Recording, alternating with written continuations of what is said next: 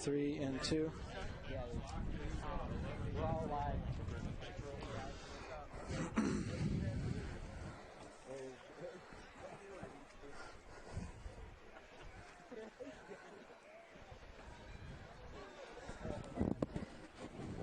So I'm going to welcome.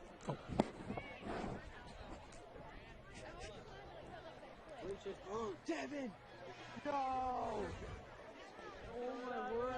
Dude, how you been? Good. You been a rail jam?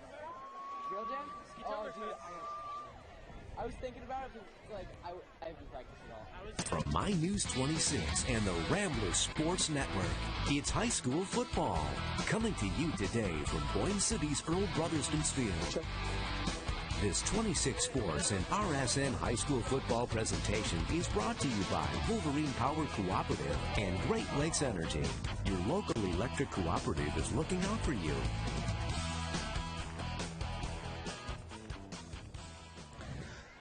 Ladies and gentlemen, welcome to Earl Brotherston Field, and it's great to be back with the Ramblers Sports Network up and running.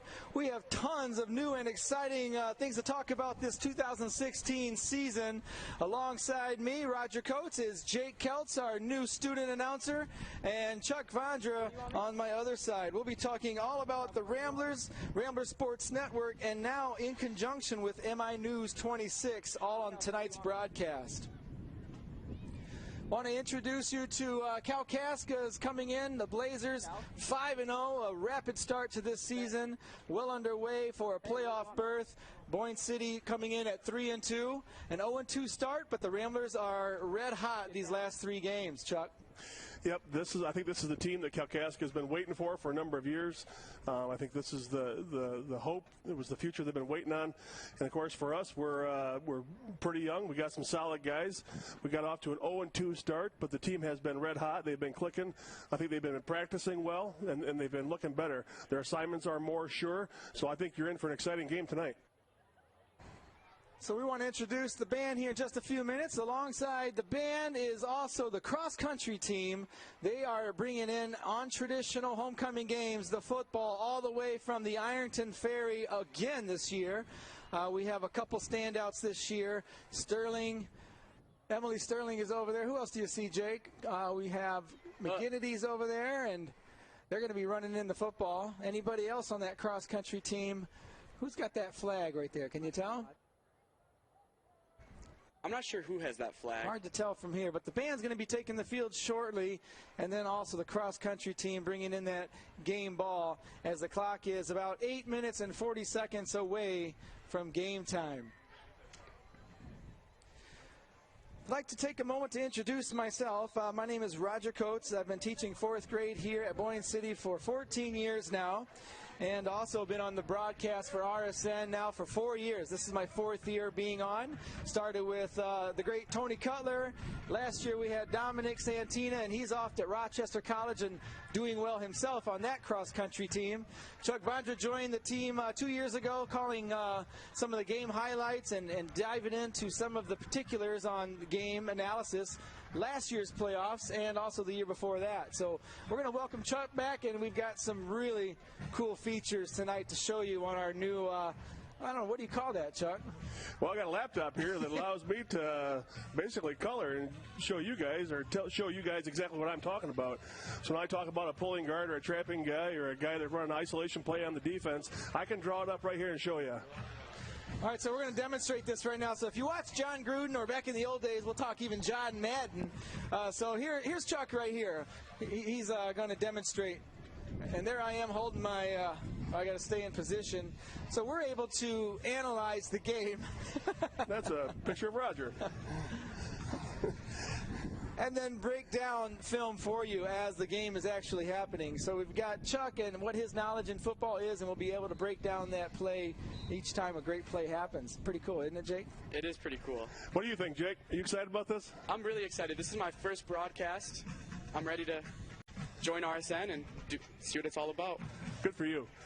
Chuck, he is going to be our new Charlevoix County Sheriff come January, but prior to that, he's been a football enthusiast for his whole life, as far as I've known him. And if you ever want to talk football, you want to see Chuck Vondra, he'll talk to you all day long, and especially Boyne City Rambler football, or even better, Green Bay Packers. That's it. Absolutely. Any football is good football. Jake Keltz, as I mentioned, joining the team. He's an 11th grade student. Played a number of years himself, Pop Warner program, all the way up to, did you play your freshman year, Jake?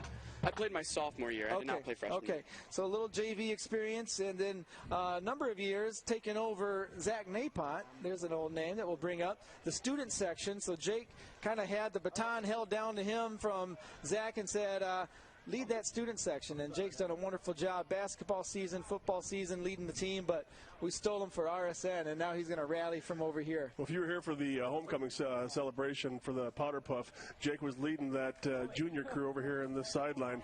He had the same thing going. And here they come, the cross-country team from Boyne City. Annie Stokes tossing the football, bringing that game ball in, coming in loud and live. It's a cross-country team in tradition for our homecoming festivities, kicking it off with a run all the way from the Ironton Ferry. Yeah, they ran from the Ironton Ferry here. Isn't that crazy? That's got to be, what, 12, 15 miles? More than I ever want to run. Good for them. Nice that they can take part in the celebration, you know, with their sport. Got the flag girls out tonight. You'll see the cheerleaders out. And here come the Boyne City Rambler football team making their way to the gate. And there is one long tunnel down the middle of Earl Brotherston Field right now, getting ready to anticipate the homecoming game tonight, led by number 55, Spencer Joels in the middle, Taryn Bell up front, Ethan Hewitt, and the rest of the team getting set to run down the middle of that tunnel.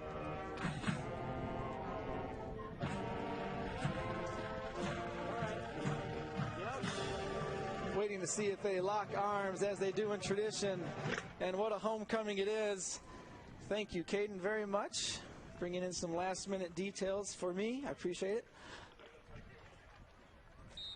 And as I mentioned, the team locked arm in arm. Spencer pumping them up from the front. Dom Archie, number 9, not suited up tonight. We'll get to that later. Let's take a listen.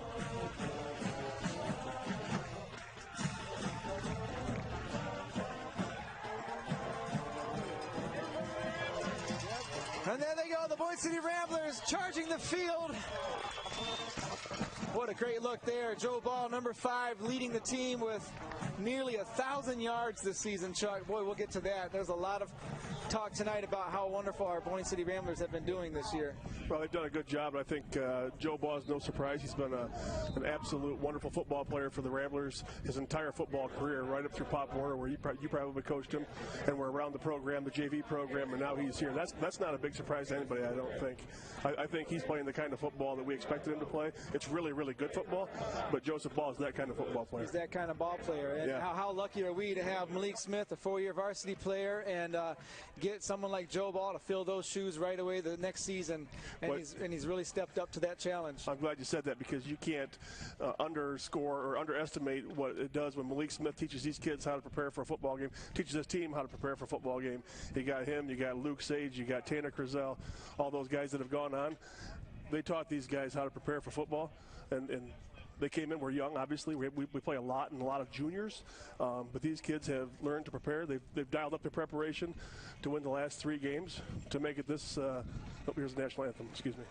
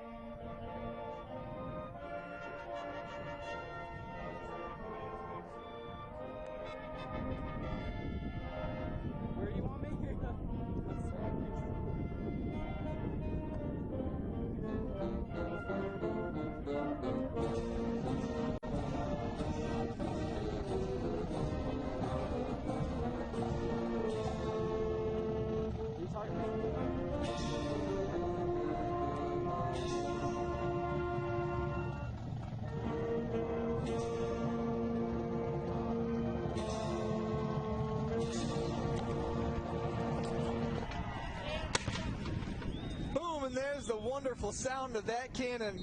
That never gets old, Jake. Never. No, it doesn't. And going back to the preparation for these guys, obviously, I say they're young, but on a Coach Hill's football team, that's never an excuse. And well, Chuck, you alluded to Malik, for example, coming back, or Tanner coming back, or Luke, who actually was on that practice field for a couple of weeks, coming back, helping. And I want to point out not only them, but he dialed it right down to the JV kids, my son included, which was awesome. That's awesome. I remember the first opening game here against Gaylord. You know, Taryn didn't have the best of games, and who was right there beside him to cool him down, coach him up? Wasn't any of the coaches. Yeah. It was Malik Smith. Yeah.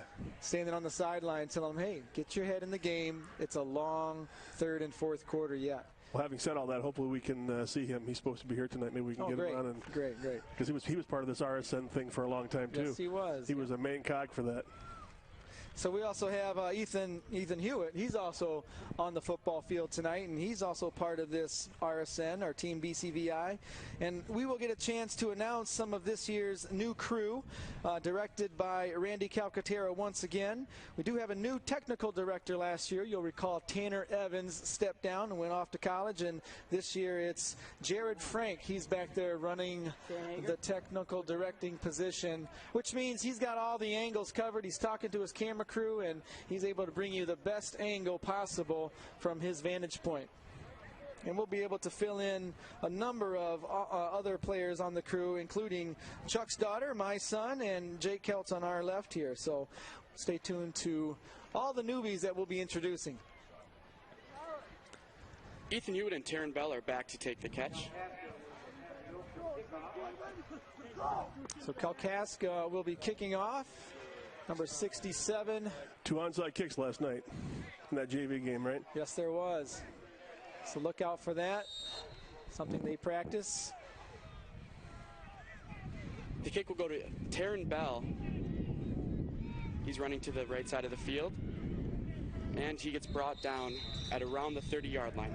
See that nice block, Joe Ball. That's what we're talking about right there. Multiple different ways that he can play the game here, and just the way he sticks with that block, giving Taryn an opportunity on that right side. Boy, he's quick and tough as nails. And no matter where you put him, he makes an impact in that football game. So is Taryn Bell for that matter. But the coach puts the athletes on the guys that are going to go out there and get the job done. So, Jake, if you had to put your money on a track field, who's faster, Joe Ball or Taryn Bell? I'd probably give it to Joe Ball. Yeah? I think Joe Ball's a little bit quicker than Taryn, but they're both super quick. And then you put a football in their hands, and it's a whole different story, right? Yeah. I'll take either 11 guys chasing you. They're both Gardner fast. is down to take the snap. He's going to hand it off to Taryn Bell, who's going to take it to the outside and get brought down for about a 2-yard gain. We saw the speed around that outside just there, and Taryn trying to look to break that outside edge, but I'm trying to get a number on the Kalkaska Blazer, number 10. Bringing him down, that's Jackson Disbro, sophomore. Backup quarterback also. Mason Gardner's down to take the snap. Joe Ball's in the backfield. And he's going to hand it off to Joe Ball, who's going to pop out and find a huge hole. And he's going to take it to the outside, break a tackle, and he is down to around the 45-yard line. Talk about speed. Boy, we had a beautiful angle here. The hole just opened up like the Grand Canyon. I'm going to take another look at it right here. That's just a straight-up base block for these guys. You see coaches, he ran wide to the right side. That looked like it was designed to be an off-tackle, like 25 down kind of play, right? Saw that. The way Jacob blocked there, Ager. You saw the way Ager went in at that block. Yeah, they base blocked it. But, again, well-coached, good athlete. Joseph Ball goes inside out, gets to the sideline, heads downfield. He's confident, very confident in his speed and his ability and able to do something like that. Garner takes the snap and hands it back to Joe Ball, who's going to take it to the outside. Well, you got to think they're going to be spying him, knowing he's got 855 yards. 855 yards. 8 or 10 touchdowns. Incredible, leading the conference for rushing yards, too. Is that right? Yeah. Doesn't surprise me. Nope. How about 2 weeks ago against Benzie Central, racked up 191 yards. Kingsley, I'm sorry. We didn't play Benzie, did we? No. And we won't play Benzie. Against Kingsley, 191 yards in 2 quarters. Yeah, in the first half. Just 2 quarters. Says a lot about his offensive line, and so does Joseph Ball. Any chance that guy gets, if you read his quotes, you talk to anybody, he gives full credit to those 5 meatheads up front there. They're going to give it back to Joe Ball, who's going to be brought down pretty quickly. Takes it on the right side, number 54. It looks like 74 from the Blazers. Getting credit for the tackle there. Well, Taryn Bell touched the ball the first time, and Joseph Baugh has touched it every single time after that for a grand total of 40 yards so far. Hager checking back in. Took one of the plays off, and Kalkaska making a few player adjustments as well.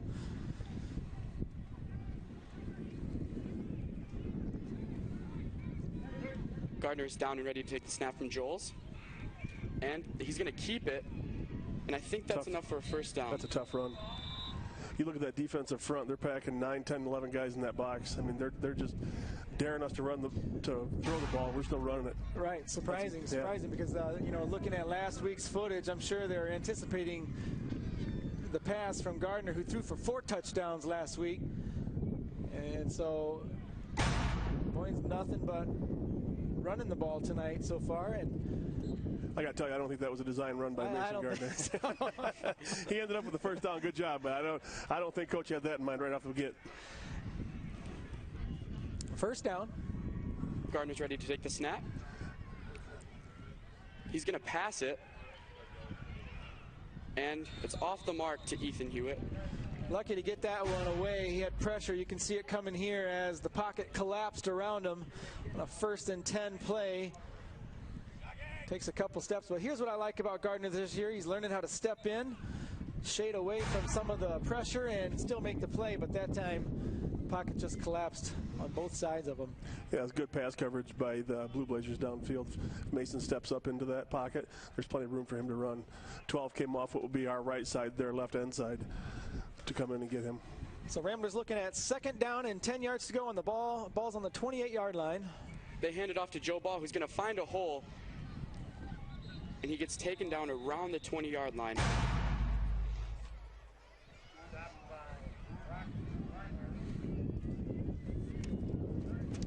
That's just power football, boys. You see Jacob Ager, big, very strong young man. He lines up in the right wing spot. He runs by the quarterback, taps him on the hind end, let him know that he's over there, and they just run power to the left side of that field. It's 3rd and short here as Gardner gets ready to take the snap. Chains all the way down to the 20-yard line. They're going to go back to Joe Ball, who's going to take it outside. Look at those blocks there, boys. And he gets brought down. Yep. That'll be a horse. Style that play up. You got Jacob Ager coming in motion. Double teaming the block there, Taryn Bell and Ager, and then it springs Ball out. And then we got face mask there right at the end. It'll make it a first down for the Ramblers.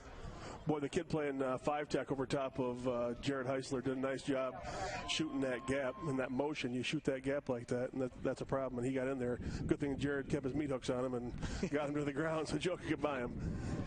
Those of you not in the Boyne City area tonight, the wind is actually becoming a little bit of a factor. You can see the flags and the goalpost markers, and the breeze is picking up here, so might be a determining factor later on with the passing game, but we'll see. It's a 1st and goal. They're going to give it back to Joe Ball, who's going to take it a little bit outside. Yeah, he runs off tackle down to the 5-yard line, and I mean, why not, right? Mm-hmm. You got that kid running that hard, getting you that many yards. Keep going to the well. Dylan Williams, number 88, he's lining up at tight end. He's in there for Don Marchi, I think. Don Marchi is out because I think he pulled a muscle trying to squat 500 pounds. Is that right, Jake? Yeah, something like that. Dylan's a heck of an athlete. It'd be fun to watch him get his opportunity tonight. He's tremendous. He's nice flexibility. He's spring-loaded, it seems like. The arms on that kid. He can reach. Yeah. They're going to hand it to Taryn Bell, who's going to take it to the outside corner, and he will be brought down just shy. That's number 9, Hayden Zimmerman, the 3-year varsity starter for the Blazers, bringing Bell down. Nice pursuit by the Blue Blazers. They had at least 4 guys over there chasing him to their sideline. Well, the Blue Blazers have to mention their stout defense, giving up very, very minimal points this year. And look that up, only 47 points this year on the season. Nice tackle by 14. Favoring 137 points on their offense, and their defense only giving up 47 on the entire 5-game stretch here. And so a score here from Boyne City will surely put a statement on their defense as well. We're going to find out what they're made out of now. You're fourth and 1. 4th and goal from the 1. The first test of the game on the first possession. Why not? Why not? Here we go. It's going to test both teams here, offense and Blazers defense. Here we go. Mason Gardner takes a snap and they give it to Joe Ball, who's going to get the touchdown. Rambler touchdown. He's in. First score of the game. Oh, there's your cannon. And there we go. The Boyne City Ramblers cannon blasting off. And check that new graphic out as we replay this. Look at that right side open up. That was power football. Literally power. Excellent graphic from our team BCVI crew. Who's on the graphics back there, Katie McHugh? Is that you? No? That was amazing. Well, you had Max Burks playing right guard right now, and Jared Heisler is playing right tackle. That's probably an average weight of about 255 or 260. Yeah, let's look at this. I think they're going to run power. They're going to double team. I believe 71 and 73 are going to double team the guy we're topping. We just call that power football.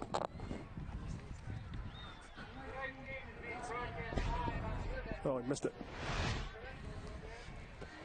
We lost the replay, but that's what happened. They're just going to run power football behind those two big hogs that are athletic. And you think, I don't know what Jared Heisler's coming in at now. I know we started. I don't think he's embarrassed, so I'll say 285. Yeah, he's proud of it. He's a big boy. And that boy can move at 285 pounds. And move mountains at that. Holy smokes. Benson, how do you say his name, Jake? Bense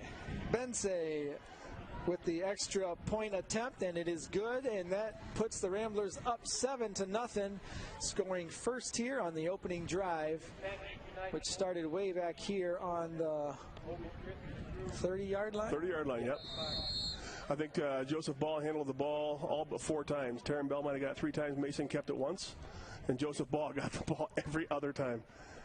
What do you think that does for the confidence of the Ramblers and vice versa? How does Kalkaska feel knowing they've been a pretty stingy defense? Well, and you know they've keyed on number 5. You know that for sure as they watch film, and to key on a guy that's so dynamic as Joe Ball and still be able to punch it in at the very end of that drive, that says a lot.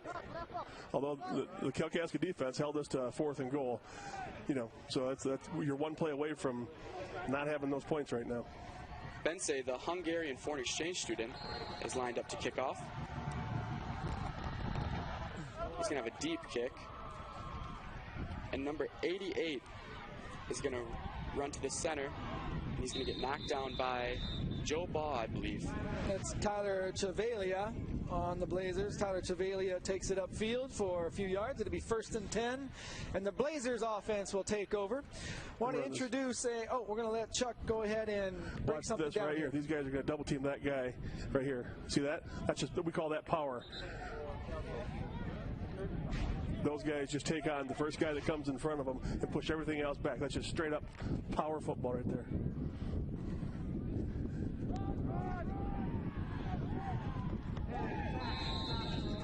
They're going to be stopped right at the line.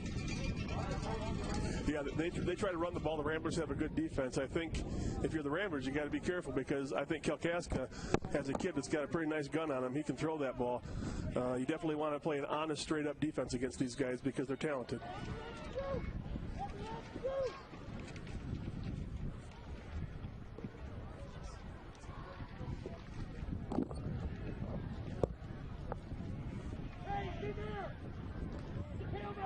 Number 48, Jake Keiss, is wide, and so is number 9.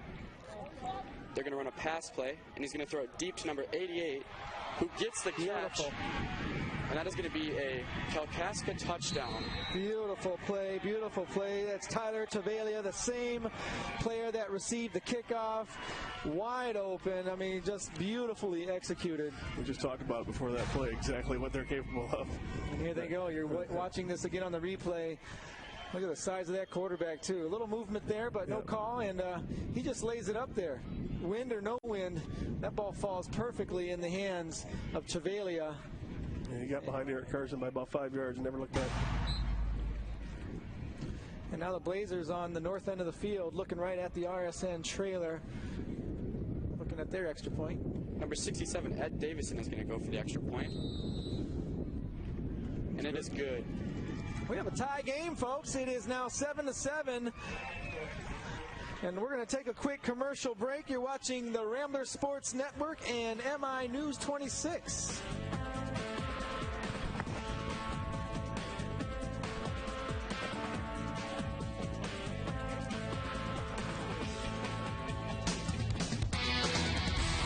This 26 Sports and RSN presentation is brought to you by Wolverine Power Cooperative and Great Lakes Energy, your local electric cooperative is looking out for you.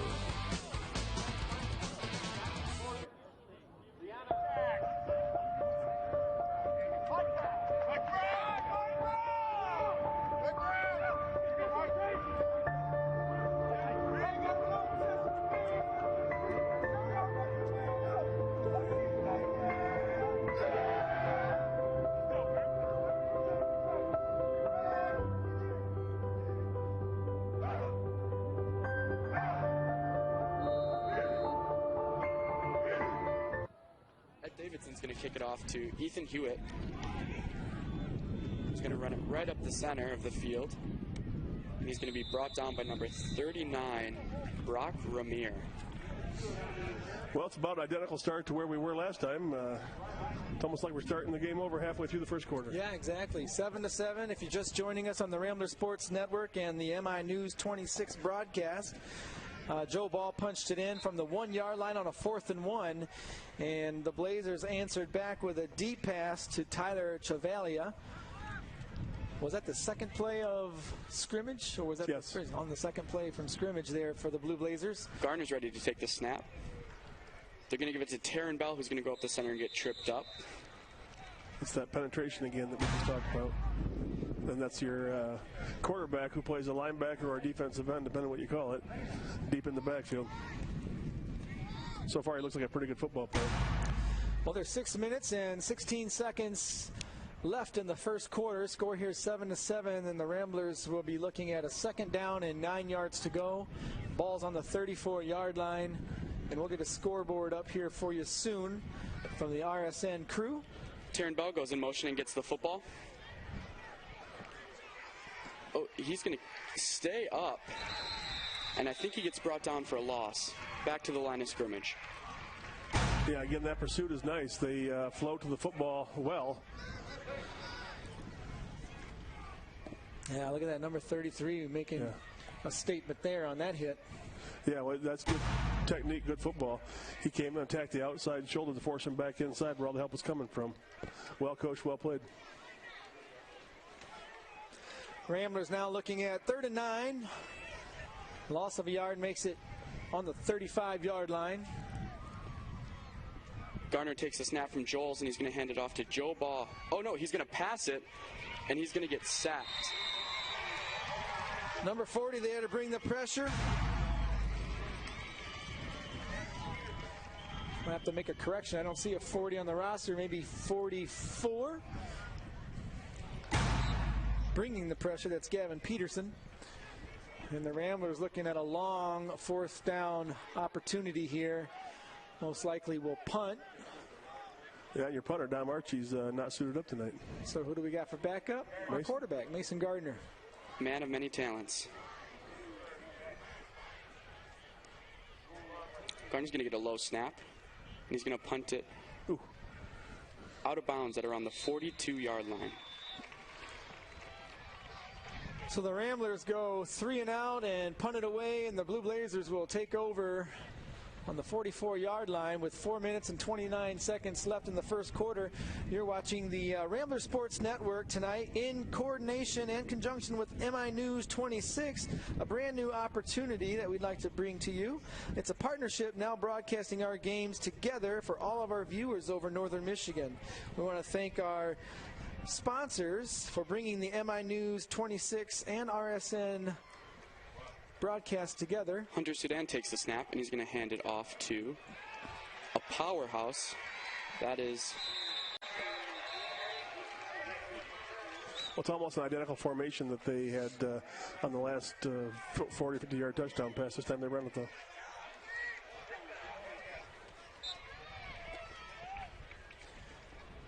Getting back to our RSN broadcast and MI News 26, our sponsors are Great Lakes Energy and the Wolverine Power Company, stepping forward and making this a very positive opportunity for all of the viewers wanting to watch some Michigan high school football from Cadillac all the way up to the bridge. Your opportunity to catch this broadcast tomorrow on cable TV if you miss it tonight. The Blazers have 3 receivers wide, and they're going to hand it right up the gut. Again. And he's going to be brought down right around the line of scrimmage. Yep, you got a 1 yard gain. Again, you got that same formation, the 3 wide to the right, 1 to the left, and they just try to run off tackle there. And the Blazers spreading out that offense, making you think pass, but they run it right up the middle. We saw that last night even at the JV game at their level too. Same thing, they spread out their receivers. Capable of passing, and you never know at any moment when they will. Well, it sure forces you to unpack the box. Here we go, 2nd and long, and this might be a pass. Hunter Sudan passes it to number 5, Nolan Mitchell, for a short gain. Well, pretty basic football play. The kid rolls out of the backfield, the 3 receivers to the right. The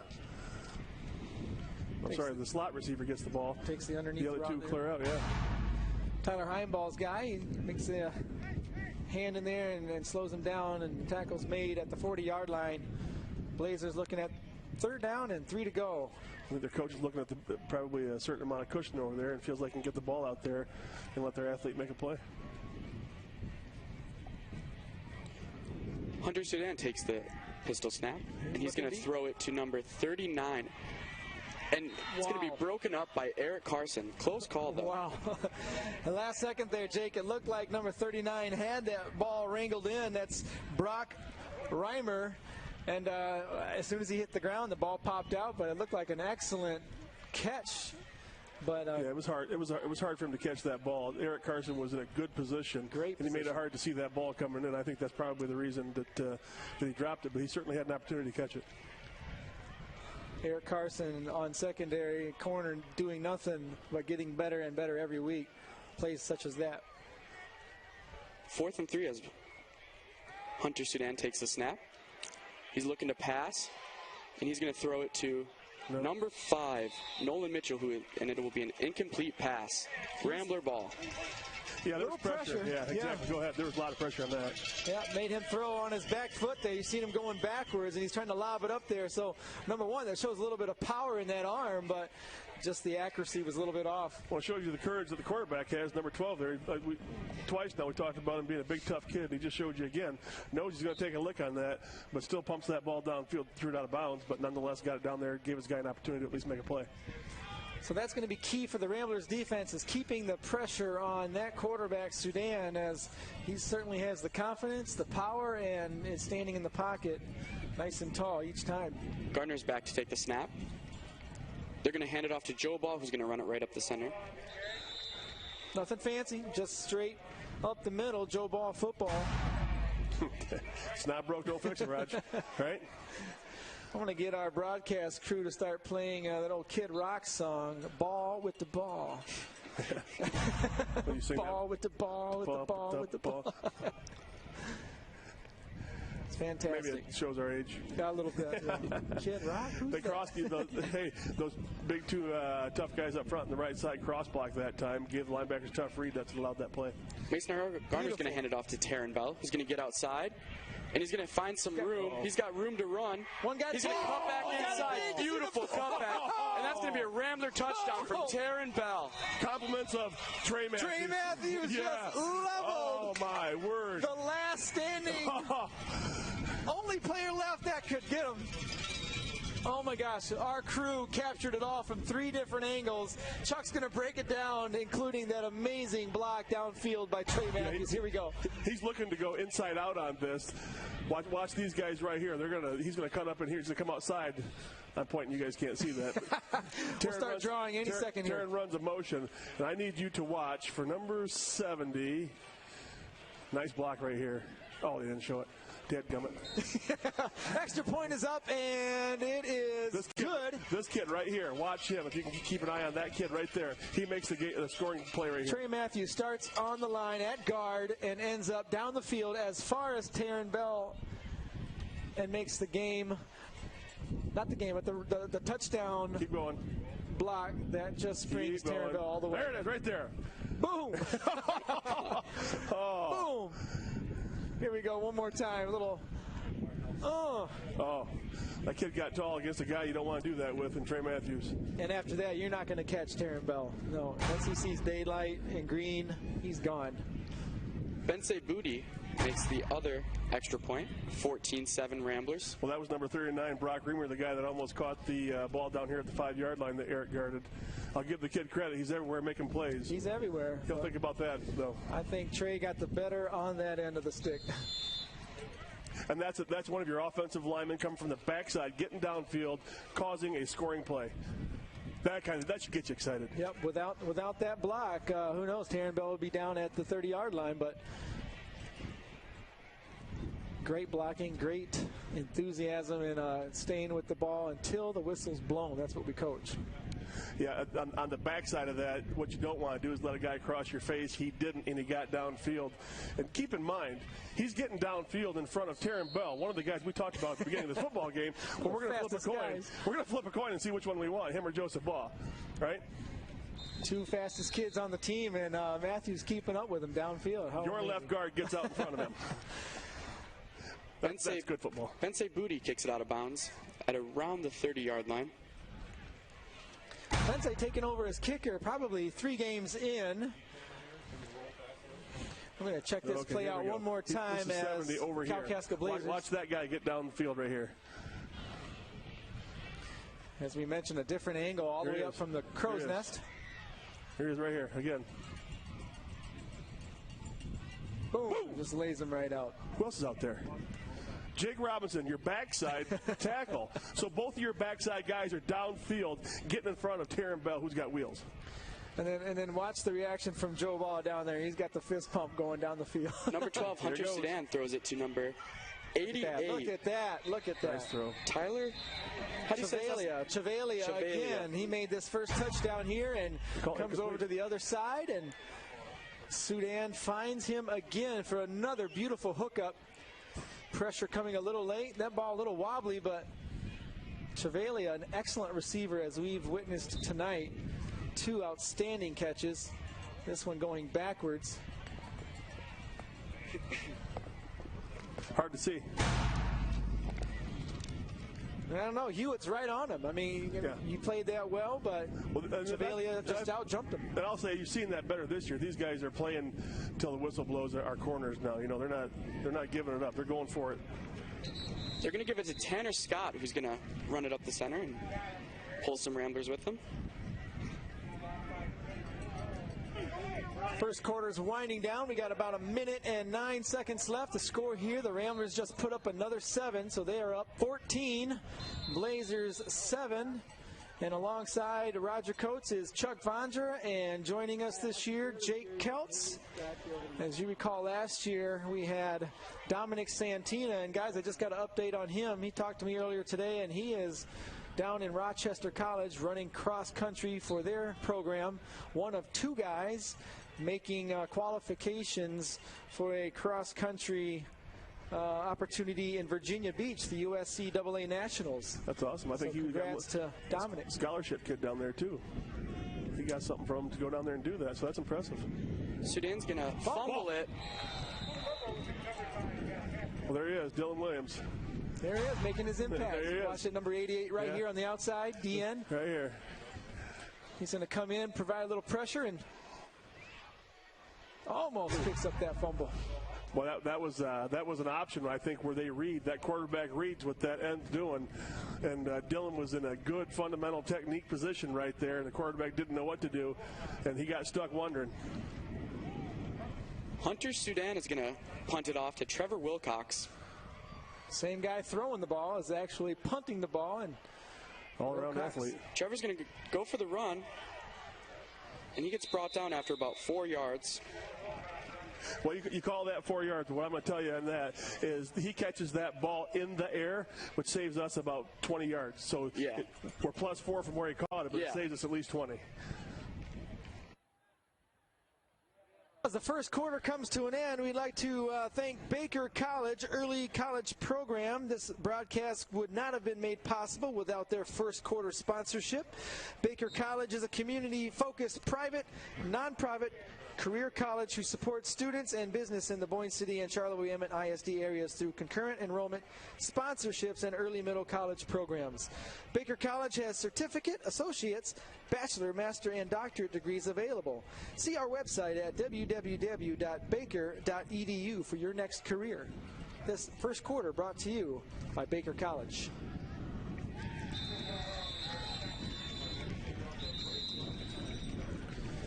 All right, first quarter comes to an end, and here from our sponsor, Baker College, we're going to tune in to them in this commercial break brought to you by the Ramblers Sports Network and MI News 26. I'm a system administrator, and I'm very happy with the career path that I'm set on. This could be essentially the rest of my career. I enjoyed all the experiences that I had at Baker. So much of it was the Baker staff. I learned so much in such a short amount of time. Start your career today in computers, business, health, technology, human service, or education on campus or online. Visit baker.edu for more information. Hi, my name is... This 26 Sports and RSN presentation is brought to you by Wolverine Power Cooperative and Great Lakes Energy.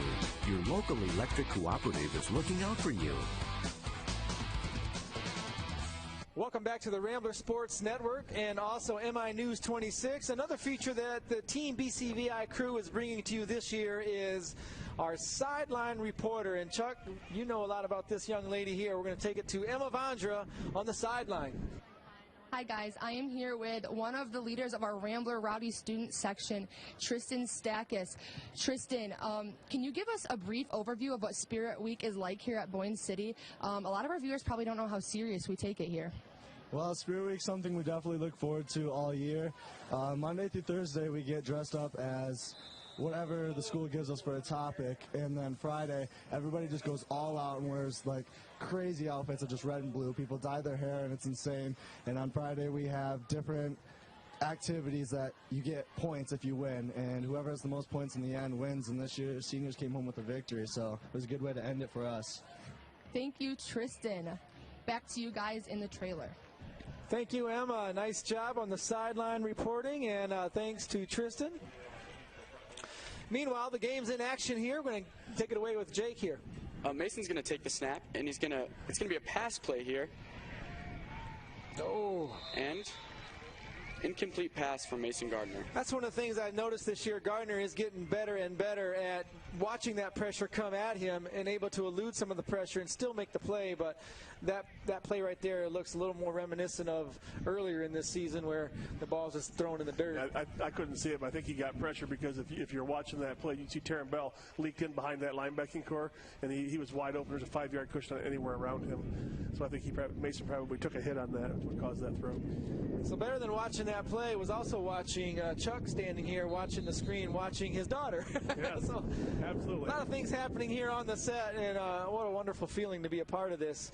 It's 11 minutes now, 16 seconds, only a few seconds into the second quarter, where the Ramblers are now looking at a 4th down and 7. Mason set back to punt this one away. He's going to punt it to number 9, Hayden Zimmerman. He's putting into the wind. Not bad. Zimmerman's going to get the catch, and he's going to have a wide open lane. He is still on his feet. Got a flag on the play. Looks like a block in the back on Bell. That's right where that flag came out as I was watching Bell getting ready to make his move, and it appears, but we'll wait for the call here. Yep, block in the back on Kalkaska. That's too bad for them. I don't think that was necessary. We get an angle on this. Chuck can show you here where maybe we can get an angle from someone in the crow's nest, possibly. We got Jacob Coates up there and also Lucas Day on Hero Cam, but let's see if we can get a replay on that. All right. We'll be be announcing some of the Team BCVI members this year, as I just mentioned, 2 in the Crow's Nest taking some video, but also having some new beginning of the year technical issues, such as our scoreboard, but we'll keep you up to date on time and score. Sudan's going to hand it off to number 5, Nolan Mitchell, who's going to be brought down after about 3 yards. Nice job by Ryan Houts. So the Ramblers on defense now. The Blazers looking at 2nd and 8. Ball's on the 44-yard line. If you're not in the stands, well, you're probably not listening to RSN, but if you want to watch later, you can surely tune in on our website, www.boyne.k12.mi.us, and go to the RSN banner, and you can watch where we archive every game that we air. The stands are full, and they're watching the game on the big screen. Sudan's going to pass it to number 5, Nolan Mitchell, and Nolan's going to be brought down right away by Tarum Bell. Yep. We bring a little bit of a blitz on this. They run a stunt blitz. It looked like Houts was trying to come over the right side. Tarum Bell filled nicely. Got to give credit to that Kalkaska line, though, as they're giving Sudan a little bit of time to kind of look around downfield. Well, they are, and that's trouble because the kid's an athlete, so you got to be careful. 3rd and about 6 as Kalkaska heads to the line. There's that formation again that we see. 3 to the right. It's going to be a pass from Sudan. Look at the time he's got. He steps and he's up. going to end up running. And he's going to be brought down by Jacob Egger and it's number 70, Trey Matthews coming up. Wilson. And Juan Wilson, yeah. So Blazers now face a 4th and 4. What do you do, Raj, if you're them? Well, they're midfield. They haven't moved the ball extremely well tonight other than through the air. So if they're not looking to pass the ball, I'd say they punt this one away. But it looks like their quarterback's getting in the huddle, but he punts and throws, so that could be an option also. Sudan he's up in the pistol. Getting under center. They're going to go for it, and they're going to hand it to number 20. Nice play. Tanner Scott. And he is very close there. The spot looks like a favorable spot. And they're going to move the chains here, guys. Yeah, you got it. Rambler fans not extremely happy about the spot, but Kalkaska, on the other hand, surely is. I got to say, it looked about right. I'd say it was pretty fair. Yeah. Yeah. Take a second look here on the RSN replay. You watch him lunge at the end there, which is a smart football play. First down, Blazers. Ball on the 45-yard line in Rambler territory. Number 5, Nolan Mitchell's going to take the snap, and he's going to keep it. Yeah, they run a little pistol wildcat stuff, right? And they try to run the little fella. The only people that didn't know where it was going were in the stands. We're getting this angle right now. You're seeing it from our brand new tower cam, and we have Jeremiah Utley and Austin Jarima running this end, the north end of the football field, and that was a replay brought to you by our new tower cam. We talked about penetration. Spencer Jones blew up that play by himself by getting about 2 yards deep in that backfield. Nothing you can do with that. Spencer Sudan's going to take line. the snap once again. There's that screen. Almost picked off by Bell. Dylan Williams almost got a hand on that ball, too. Look at Egger on the outside bringing the pressure here. He's linebacker, but he's playing blitz. And boy, there's nothing. That was well defended. You got Egger coming from the outside, and who wants to get hit by that too many times in one night, right? I'm throwing the ball right now. 12's a big kid. Right now. Jacob Egger, he's a load for, I don't care where you're at. I don't care what school you go to, that kid's a load. You get hit by him once, and yeah, you'll throw that ball in the dirt every play. Yep. Sudan takes the snap. He's going to keep it. And Jacob Egger's going to take him down in his tracks. Ends up getting him anyway on the next play. We talk about Jacob Egger. I don't know if you were in there, but I watched that kid deadlift 500 pounds, and he's a junior in high school. Yeah, check out this new graphic right here. That's Jacob Egger, number 2. Boom! All beef right there. one more time if you just can't get enough of those cool graphics. Blazers looking at 4th down and 6 to go. Ball on the 42. Sudan's going to go for a pass. Oh, that's trouble. Pressure. He's pressured, and they're going to take him down. Rambler ball, 1st and 10.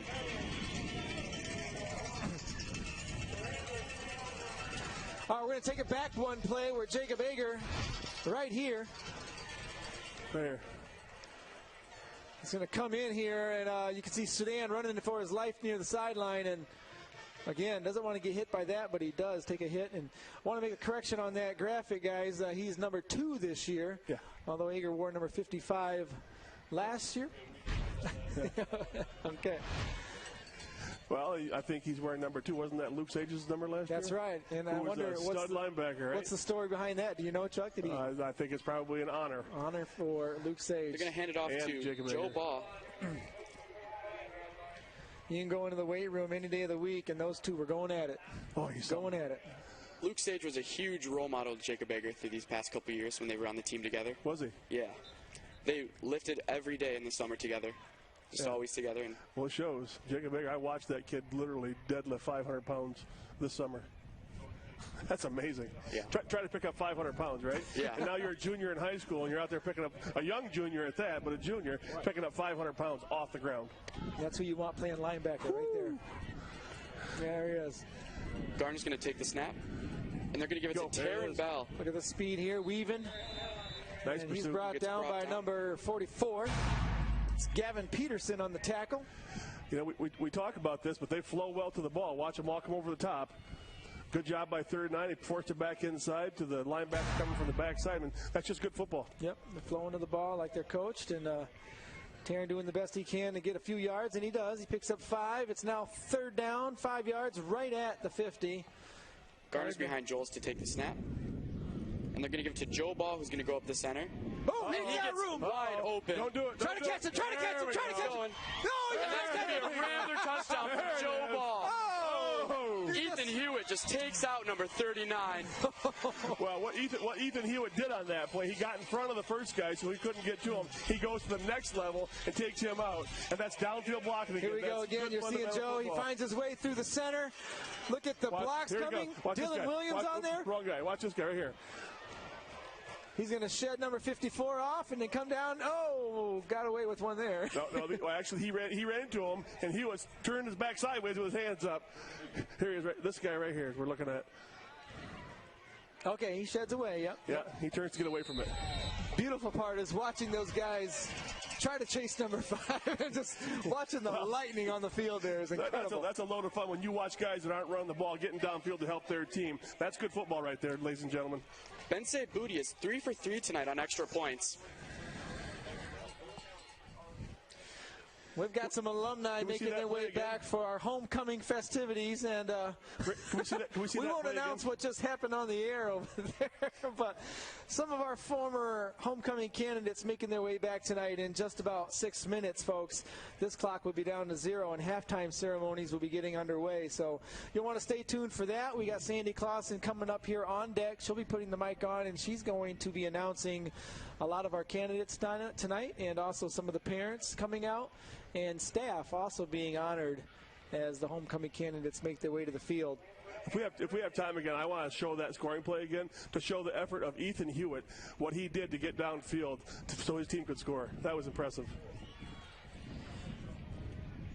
Number 5, Nolan Mitchell, and number 88, Tyler Chavalia? Chavalia. Okay, here it is. All right, we're taking another look here at the replay. This is from the end zone camera. Here he comes right here, this guy. Look at the ground he covers to get down there. He cut off this guy right here. He takes on this guy. So our stud, Joseph Ball, can score for us. Chavalia is going to get the kick. And he's got some speed coming up the left side. Look how fast he is. He's going to be brought down by number 14, Ethan Hewitt. He's all over the place. Okay. Well, with Joe Ball's 50-yard touchdown scamper, that puts the Ramblers up 21-7. And as Jake mentioned, Bensey's all 3 extra points are excellent tonight, right on the money. So Ramblers 21, Kalkaska 7. and we're running the ball. This isn't the same game we played last week against Grayling. This is just a smash mouth football game right now. Oh, Number 20 for the Blazers will receive the ball. Clock's ticking down Nice to job about by Dylan 5 Williams. minutes, 10 seconds. Dylan Williams got a little tall, and it's hard for him not to at 6'4", 6'5", but stood his ground. Yeah, let's look at, oops, wrong guy here. I can't see him, but he's going to be the right end. Right here, this guy right here. Watch him. Get real tall. See him? He takes on. He's got this guy taking in the ball coming at him and takes him on. Sudan's going to pass to number 48.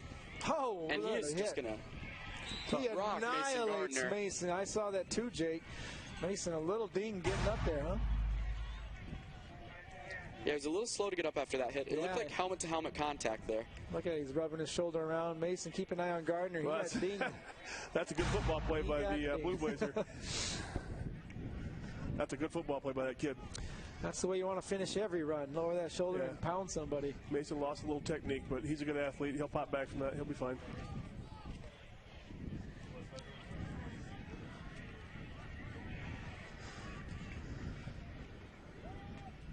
Clock ticking down. Sudan's looking for a receiver, and he's going to pass to number 39, Brock Reimer. And he trips on the play there right at the last second. I think the ball was going to be uncatchable anyway, but stumbles over his own feet. Here's that end zone cam again, brought to you by Jeremiah Utley and Austin Jarima. Well, beautiful job, guys. Able to get right in on that action. That's our new sky cam. That's a good job by defensive backs. We rushed 3 that time, and the front 5 of Kalkaska handled those guys, unfortunately, pretty well, which means we had pretty good coverage because he had to throw a not-so-good pass. It's going to be a screen pass to number 5, Mitchell. Ooh, look at the swarm to the ball, guys. Well, his feet are just pounding, churning. Watch us here. This play designed to bring some of the defenders out, but look how quickly they get back into this.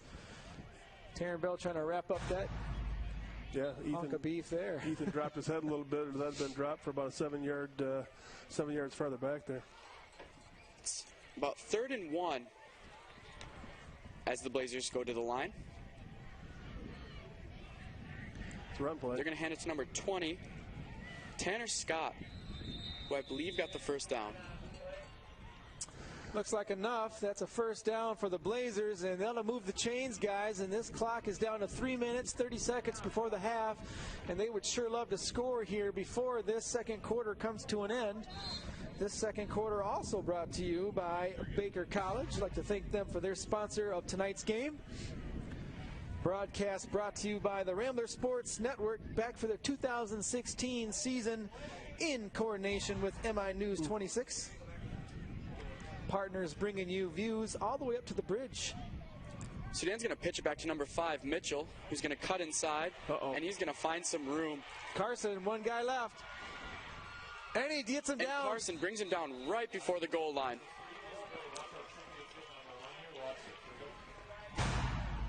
Okay, let's take a look at this play just before that, when you can see an arm coming in as if someone looks as if they're going to try and...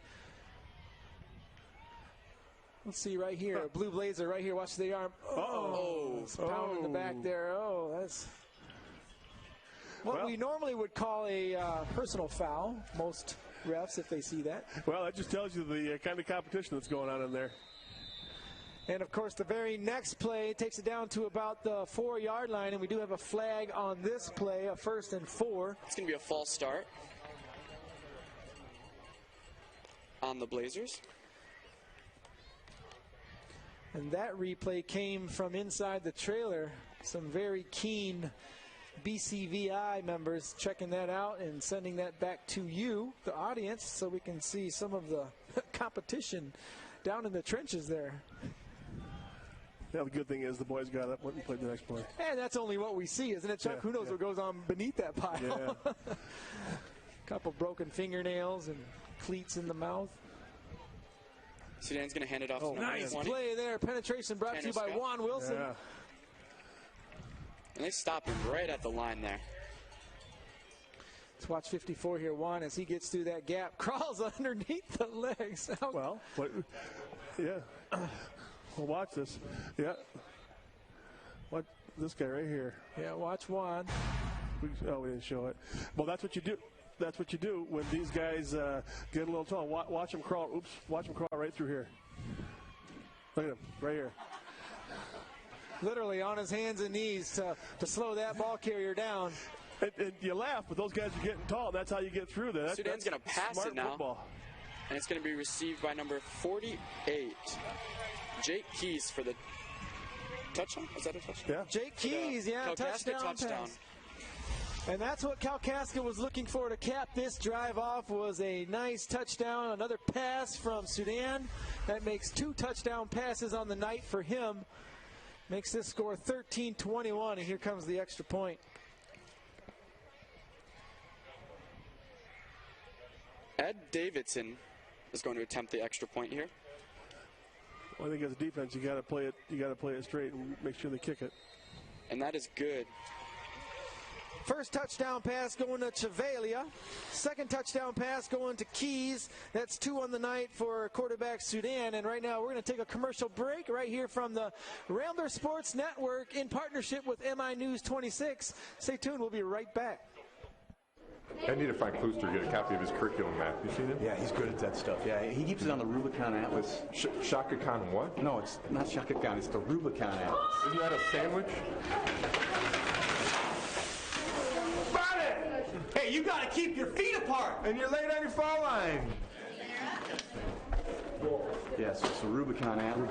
He, the beer I've got real nice. Rubicon Friday. Really good Rubicon sandwich over there. Yeah, extra horseradish. I love it. Yeah, it slides right down.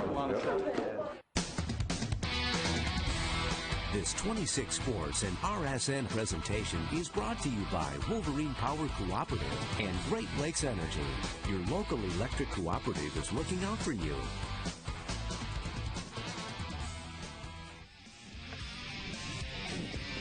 Welcome back to the Ramblers Sports Network. Second quarter here brought to you by Baker College. Watch that onside.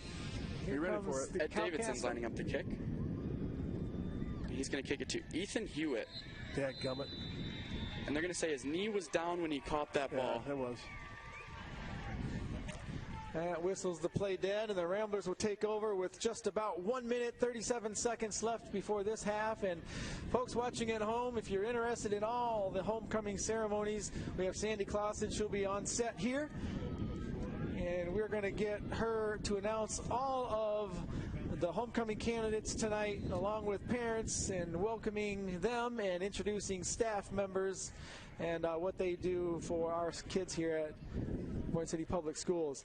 Right now, score is 21-14 as the Blazers just put up another 7 points. It's a tight game, folks. Ramblers first and 10 with 1:37. They're going to hand it off to Joe Baugh here, who's going to stay on his feet and gain about 2 yards. Well, that's good offense by a good call by Coach Hills. Don't do anything crazy. Get yourself in trouble deep in your own territory right before half. If we can make something happen, he'll manage the clock after that, which is good strategy. Clock ticking at 1:12, 1:11, and he's going to let that clock just do its thing, and Mason comes out with another play, most likely another run play with Joe Baugh featured in the back tonight. 2 touchdown runs himself on the evening. Yep, they're going to give it back to Joe Baugh here, who gains about another 2 yards.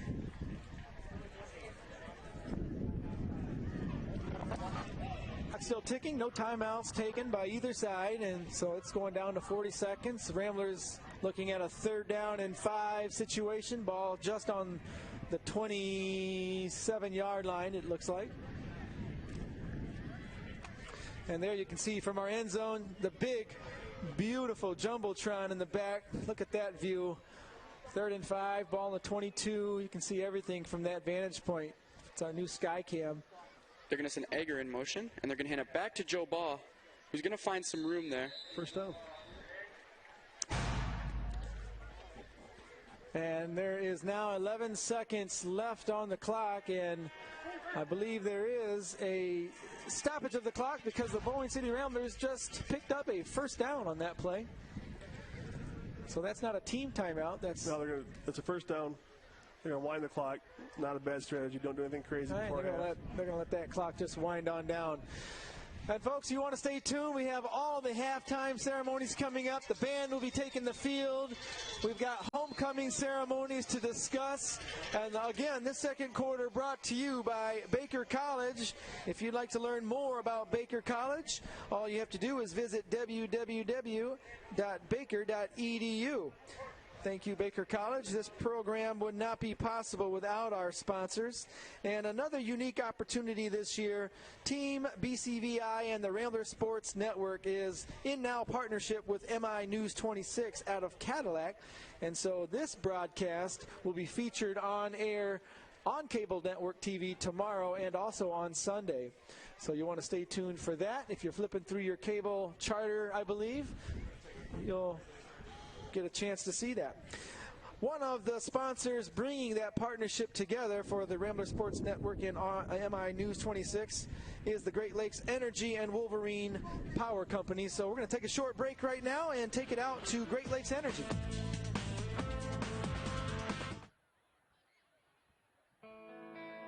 It's just a few steps for tradition, for innovation. A few steps so we can all stay connected and live better lives. And just a few steps for all the Touchstone Energy Cooperative members who got us here. Learn more about the power of your co-op membership at togetherwesave.com.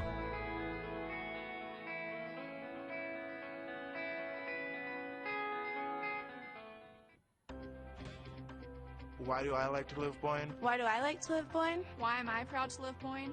Why do I love to live Boyne? For the events our town puts on, like Stroll the Streets. It's a great way to meet up with your friends and socialize with new people.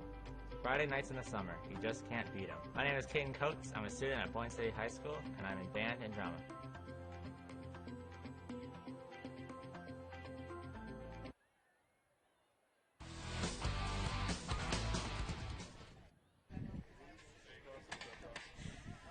Welcome, ladies and gentlemen, to Homecoming 2016. This is the Queen's Ceremony, where the Queen's Roses have been donated by Upsadaisy Floral here in Boyne.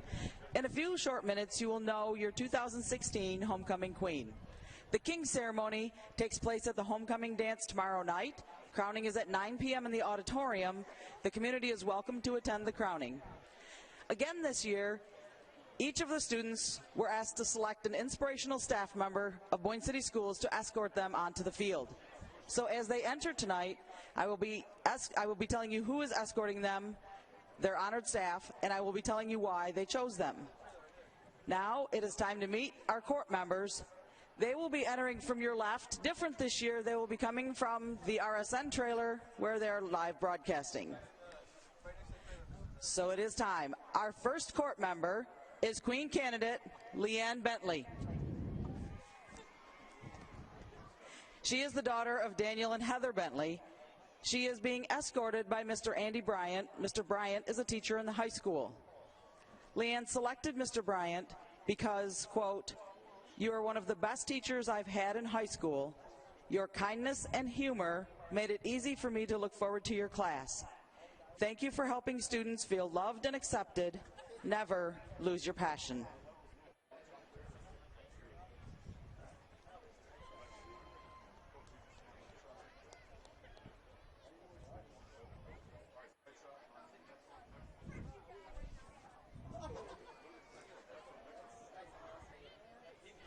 Our second court member is King candidate Tyus Fleming. He is the son of Greg Fleming and Julie McBee. He is being escorted by Mrs. Erin Lucart. Miss Lucart is a teacher in the middle school. Tyus selected Mrs. Lucart because, quote, "You are my idol. My middle school years were some of my best years having you as my teacher. You are one of my inspirations. You encourage me to achieve my best. Thank you for teaching me to be a strong, independent individual. You will always have a special place in my heart."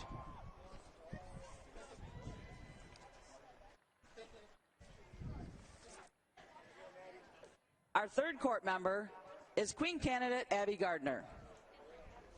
She is the daughter of Gary and Michelle Gardner. She is being escorted by Mr. Aaron Fritchie.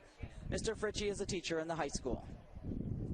Abby selected Mr. Fritchie because, quote, I know it sounds cliche to tell you how thankful I am to have had you as a teacher, but I can't even put it into words how thankful I am. The life lessons I have learned from you will be the lessons I carry with me throughout my life. I am beyond grateful for all the memories we've shared throughout my high school years.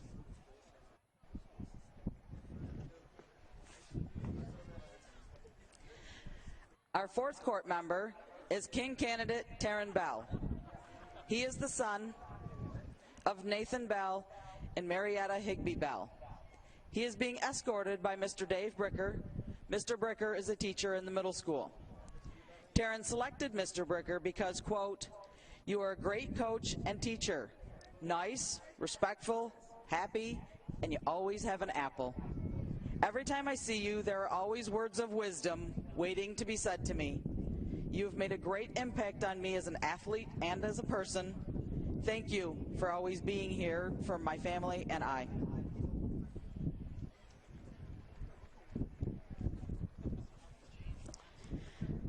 Our fifth court member is Queen candidate Veronica Sosa.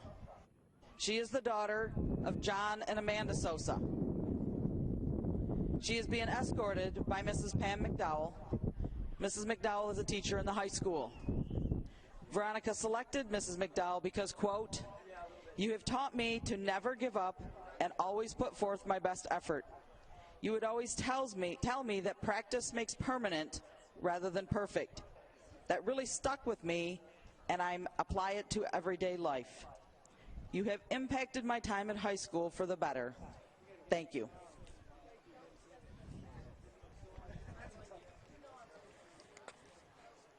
Our sixth court member is King candidate Jacob McLeod.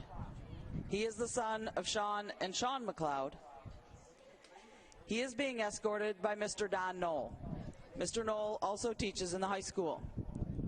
Jacob selected Mr. Knoll because, quote, because of your amazing and heartfelt lectures. Thank you for your kind words of encouragement, and thank you for being such an amazing and kind teacher. I want you to know how much you mean to me and that I am truly blessed to have you in my life.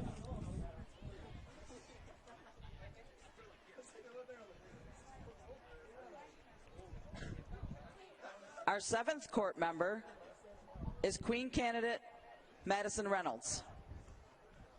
She is the daughter of Dean and Anjanette Reynolds. She is being escorted by Mr. Mark Pontoni.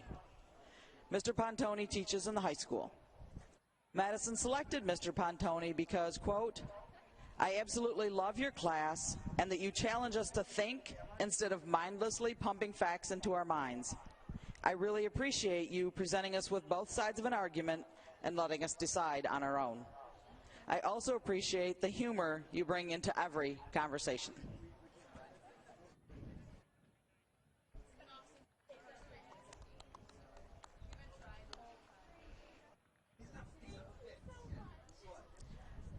Our eighth court member is King candidate Logan Sulak. He is the son of Eric and Michelle Sulak. He is being escorted by Mr. Dave Wilson. Mr. Wilson teaches in the high school. Logan selected Mr. Wilson because, quote, you brought back my passion for track. You have motivated me not just as an athlete, but as a person and student. I am excited to finish my high school track career with you as my coach. You will always be held in a high spot in my life. Thank you for inspiring me to aspire.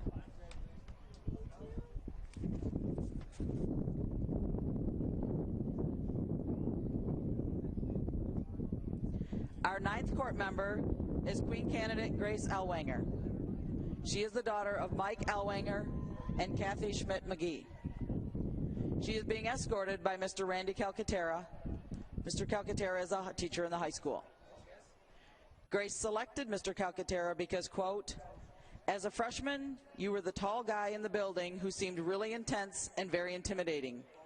As I got to know you, I learned you are not that tall, scary guy in the high school, but the most important mentor, teacher, and friend that I have ever had the opportunity of meeting. Without you, I would not be the person I am today.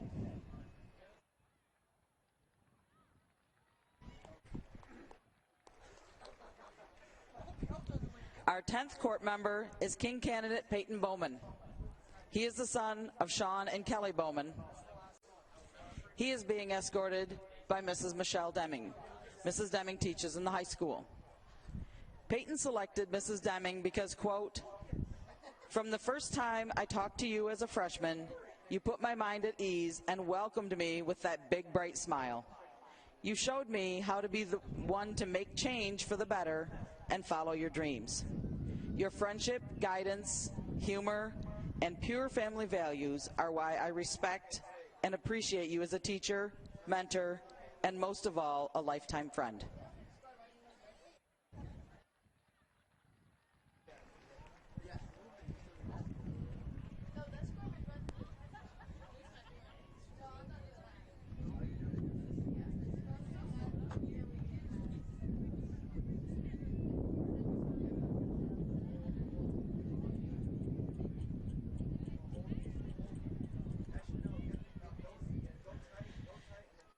And before I excuse the staff, I would just say these guys wrote great cards to you. So the fact that you made a difference in their education and lives and their lives is painfully obvious when you read those. So homecoming court members and the entire student body, thank you staff for impacting their lives.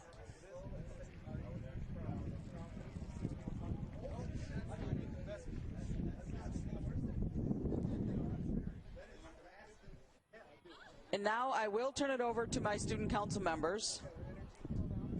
Our reigning queen from last year is currently in the Army in Fort Jackson, South Carolina. So we are blessed with the presence of our runner-up to do this. And Grace Snitter is my student council person on the field. The mic is yours, Grace.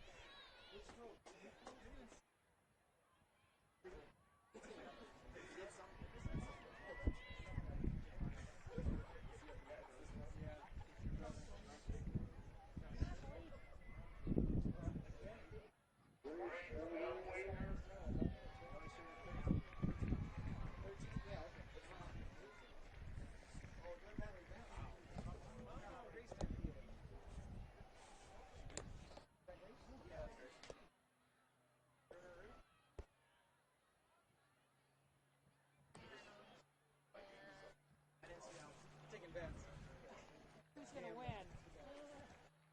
You only gamble when you're not going to win, Mr. Coates.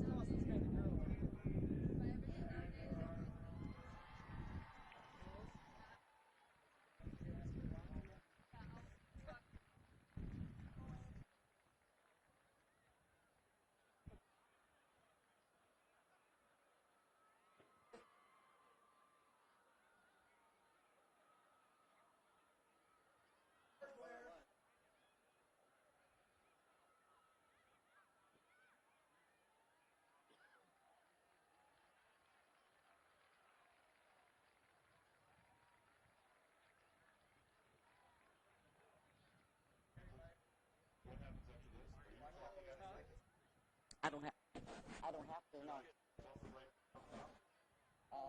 Yeah, because this is... Okay, okay.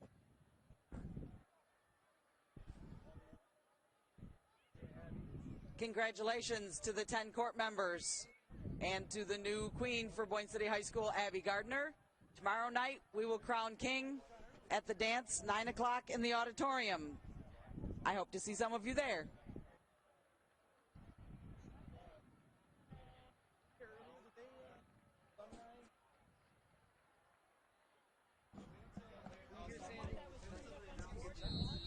Alumni winner? I have no idea what you're talking about. I'm done, Randy. Randy, I'm done.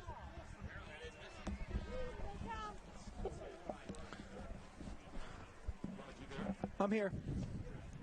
Oh. I'm on the house still, though. Check. All right, ladies and gentlemen, viewing at home on the Ramblers Sports Network, we would like to have you restart your computer or reload your web page, if you could. We're going to try to get some systems back on air for you and get some more of what we can offer to you back on. So if you could please reload your website, that's boyne.k12.mi.us, and go to the banner, re-enter the password. The password will always be the day of the game. Today is 09.30. Enter that password and reload, and we'll try to get you a few more options for you to watch, such as possibly the scoreboard and some other features that we'll have for you. So if you could reload your page, and we'll try to get you Rambler Sports Network right back. And right now, if you are listening and still tuning in, the Boyne City Marching Band has taken the field under the direction of drum major Jeremiah Johnson. Let's tune in.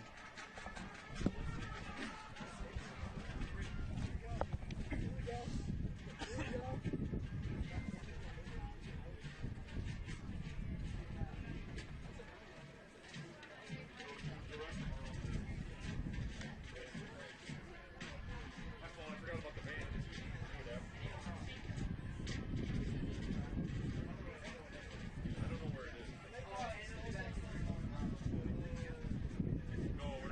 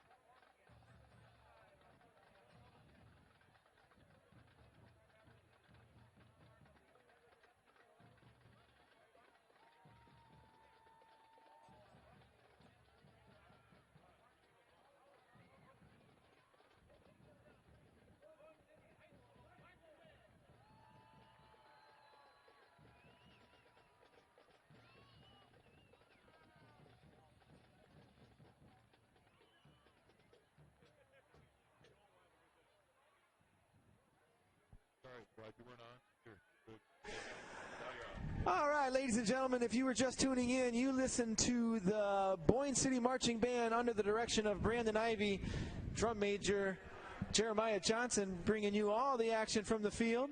We'd like to also encourage one more thing if you are watching at home on the Ramblers Sports Network, and that is if you could reload your page and retune back in to boyne.k12.mi.us and make sure that you relaunch your page, reload the password, and we can try and bring you all the graphics that we're able to do.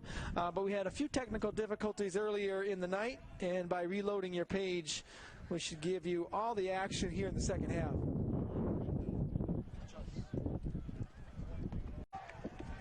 Camera here on RSN, back to you in action, and boy, no other action than coming right back to a huge run by the Blazer quarterback, Sudan. He's been outstanding tonight and showing his skills once again. We do have a flag on the play, and want to bring you up to date on what's happening. RSN crew is rebooting from the trailer here. And we're going to be making a few adjustments here technically wise, and we've got some things going on that we want to bring you all the action, such as the scoreboard, which we didn't have earlier, but we do have now. So taking a look at the field, there you go. The score here is 21-14 Boyne City, and it's been a back and forth game here. Boyne City scoring on a 1-yard touchdown by Joe Ball and a 50-yard touchdown run by Joe Ball. Also Bell on a 45-yard touchdown run. Kalkaska with 2 touchdown passes by Sudan, one to receiver Jake Keys and the other to Tyler Shabalia. Had a chance to talk to Taryn Bell during halftime, Chuck, and he said that number 88, keep an eye on him. He is fast and speedy. Well, that was the word coming into the game. I don't think it's a secret. Everybody knows that kid's got wheels. He's showing them. Got Jake Keltz alongside, filling in from last year's announcer on RSN. Dominic Santina off to Rochester College. He's running and doing some broadcast things there. So Jake Keltz, welcome aboard to the second half of RSN. Thank you. Sudan's going to take the snap, and it's going to be a screen pass, and it's dropped.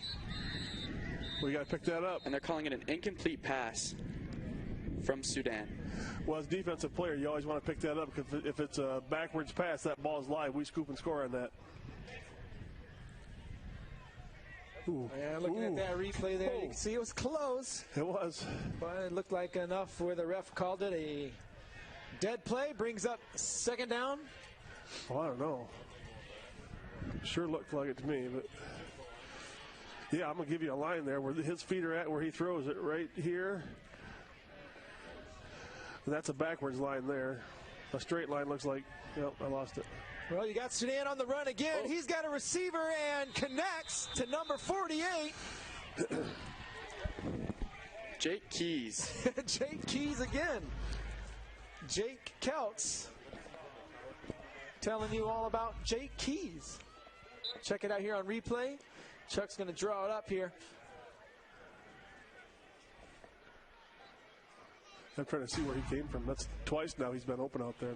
That's our tower cam run by Austin Jarima here now. He's down here going solo because Jeremiah Utley was in the band, and Austin joining him in the band, and a couple members of our team BCVI in the band.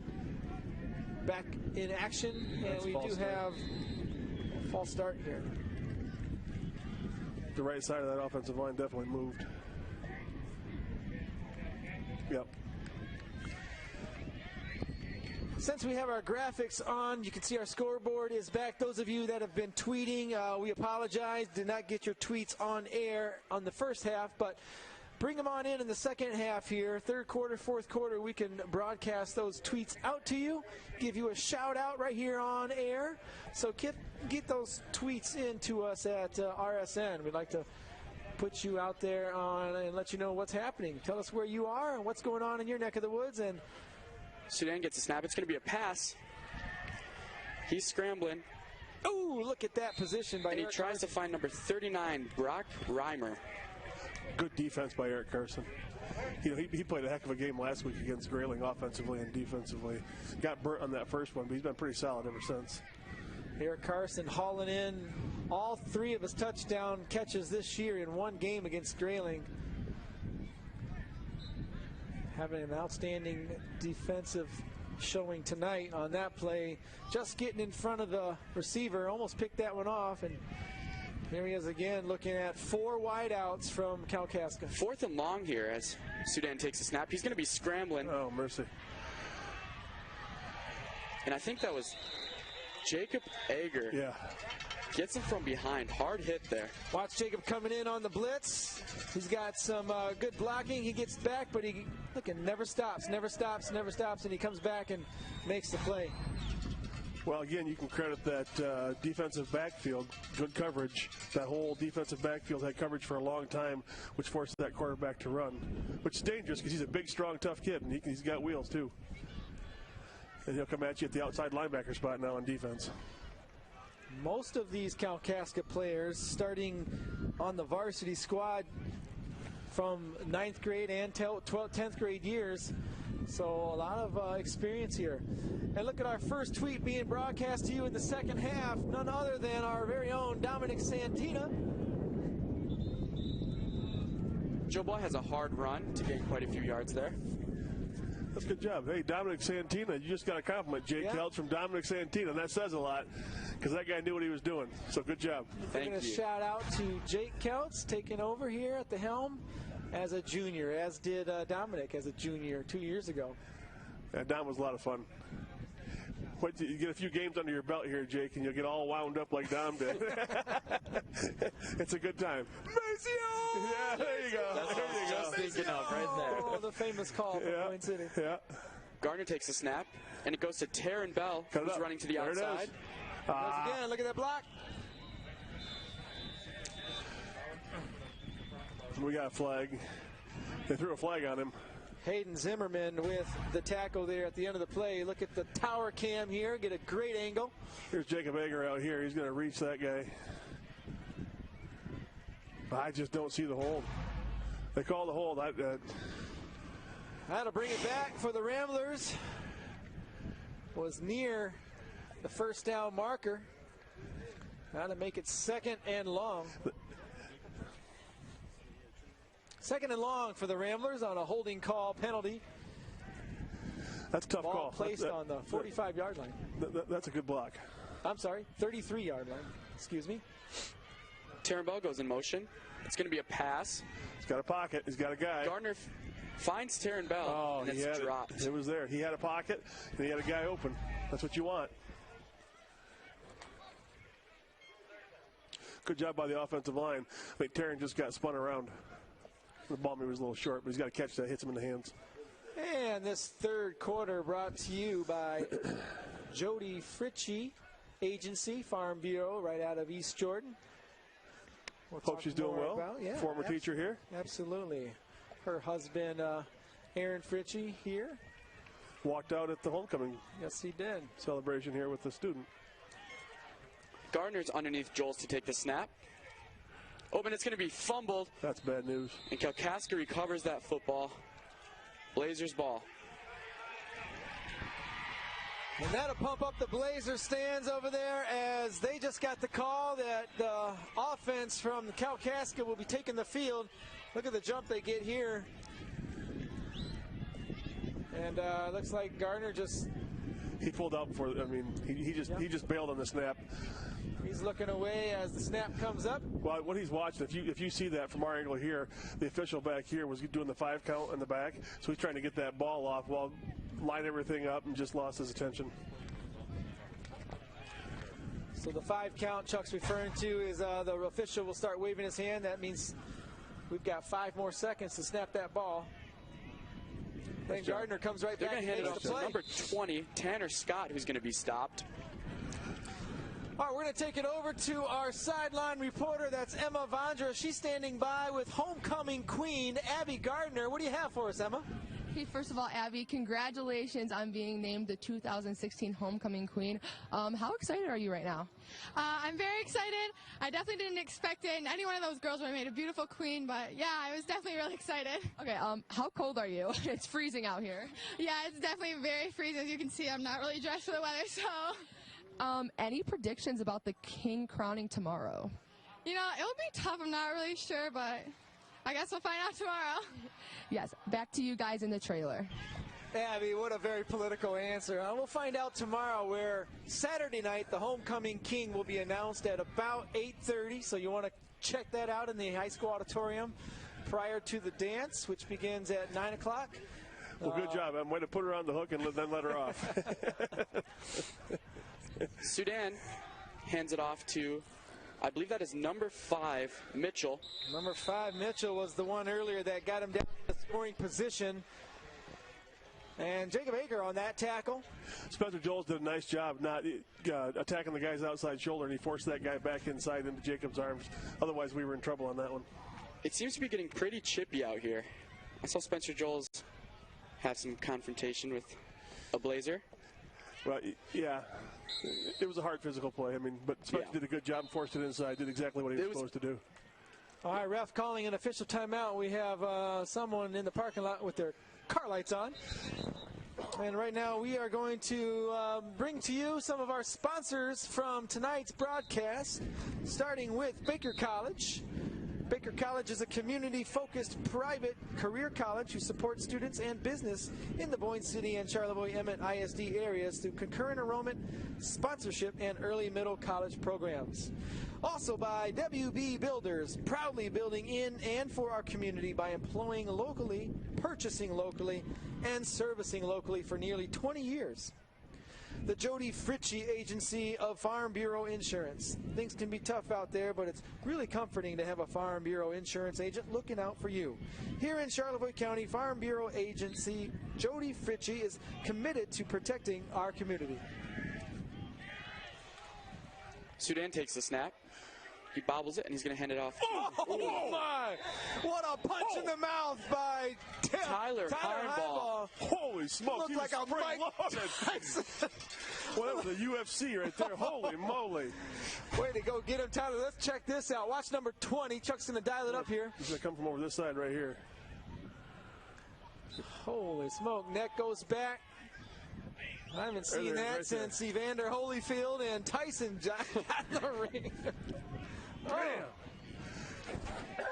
It's about 3rd and 4. Very physical on the football field all season. Sudan takes a snap, and he's Here going to goes pitch it Heinball back. again. Another great hit. Heinball back to back. Knockout punches. On fire. And he is down for the count. Holy smokes, number 5 is just reeling in those punches.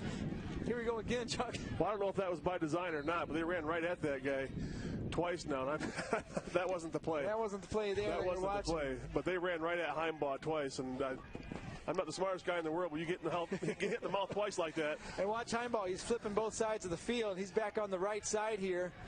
I would not give it the ball. He's a corner. His way again. He's a corner, playing the slot guy.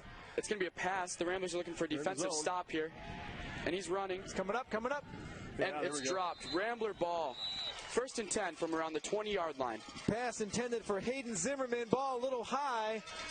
If that ball was a little lower, very catchable. That was a catchable ball, though. That Hunter Seiden, Sudan, whatever you call it, how do you say that kid's last name? He did a good job at reading the third option on that. And he hit his hands. That was a catchable ball. Back to our sponsors, Pine Lake Lodge. Swing by the Pine Lake Lodge after the home games, including tonight, to further support the Ramblers, as 10% of the sales from the evening will be donated back to the football program at the end of the season. Pine Lake Lodge, located just above the Boyne Theater, downtown Boyne City. Mason gets the snap. He's going to hand it off to Joe Ball, who's going to be brought down pretty quickly.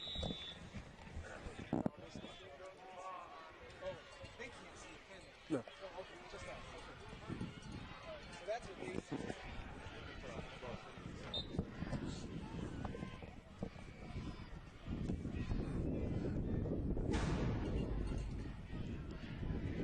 Man. There's that play again, dialing up our replay. Tyler Heinball, that was about 3 plays ago. Back-to-back tackles, solo tackles, and monster hits at that. Physical tackles. Garner gets a snap. It's going to go to Taryn Bell, who's going to try to cut inside and get stopped short.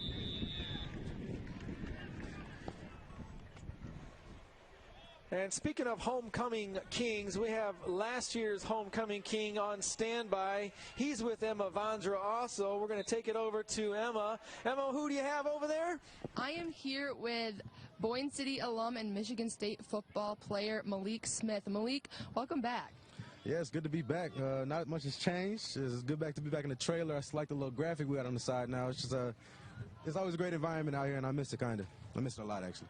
Is it weird to be standing on the sideline and not out on the field? Kind of. Like, I'm on the field all the time at Michigan State. We're not playing, but practice and stuff like that. So it's actually kind of nice to get a little break. Speaking of Michigan State, how is that going? They're going pretty good. Just, on the practice team right now, scout team for the defense, because if you're not playing, that's what you got to do. And I'm actually doing pretty well, getting a lot of compliments, and just hoping to make my way up. Sounds like things are going good for you. Congratulations. It's good to have you back. Back to you guys. Malik Smith, congratulations to you and everything that you've done here at Boyne City. Your name will forever be mentioned as he holds the all-time record for rushing yards here on this field. A very humble Malik. He didn't want to talk about his scout team player of the week before the Notre Dame game, but he's doing well. It's always good when the coach knows your name. Number 9, Zimmerman, is running back and forth out there, and he gets dropped. And Malik, no stranger to interviews, as he made his way to the Ramblers Sports Trailer many times after many games. Many highlight reels from him, and he was always interviewed by us down here. So no stranger to the microphone and being interviewed by an RSN commentator. So thank you, Emma. It's fun watching Chuck. He's always so intent watching Emma go at it and do her work there. She's doing outstanding, Chuck. Yep. She's nervous about doing this, so it's good to see her doing well. We got Evan Woodall. He's in the trailer also, giving us great audio. I can hear excellent. How about you, Jake? Everything coming in clear? Sounds of the games we'll be bringing to you soon, I'm sure. And that's all brought to you by Evan. They hand it off to number 9, Hayden Zimmerman there. And he gets a gain of about 3 yards, 4 yards maybe. I don't see a lot of give in this Kalkaska Blue Blazer line. They seem to be conditioned for this kind of football game. Yeah, very stout, very stout. Yep. You can see they pursue the ball. They're quick to the ball and well coached. So these yards aren't coming easy. Really stingy to grab a first down here. But the Ramblers are on defense. Kalkaska 2nd and 5. Score here is still 21-14. 3 minutes, 19 seconds in the third quarter left.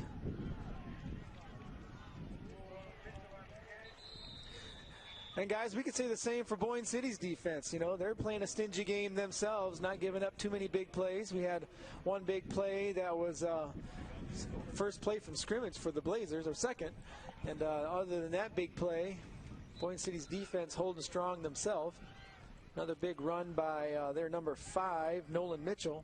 Well, I think Kalkaska has held true to what we thought they were going to do. They're going to show you some power run, and they're going to toss the ball around on you. It's a pretty well-balanced offense, actually. And here they go again with 3 wide receivers. No receiver in the slot, and they pound it right up the middle, Jake. I don't think they got it. Yeah, they're marking it.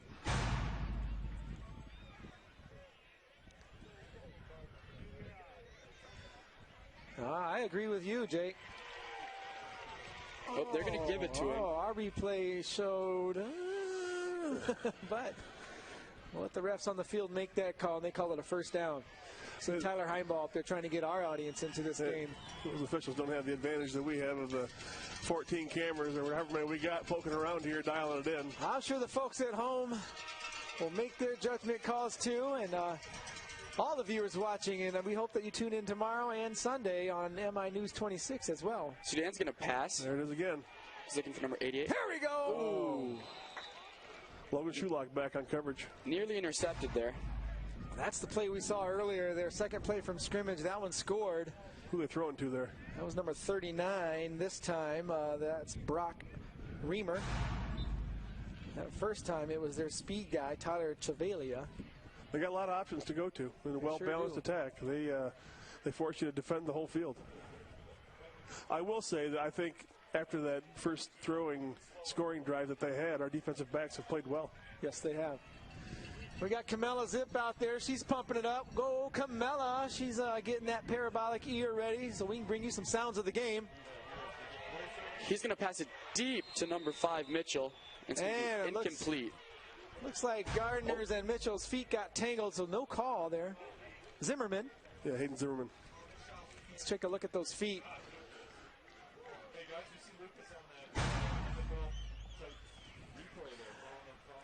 Yeah, we want to give a shout out up to the Crow's Nest. That was Luke Day following the hero. That's what we call the hero cam. And he's up there in the Crow's Nest standing alongside Jacob Coates, who's giving us game camera footage. There they are right up there. How about a wave, guys? Woo-hoo!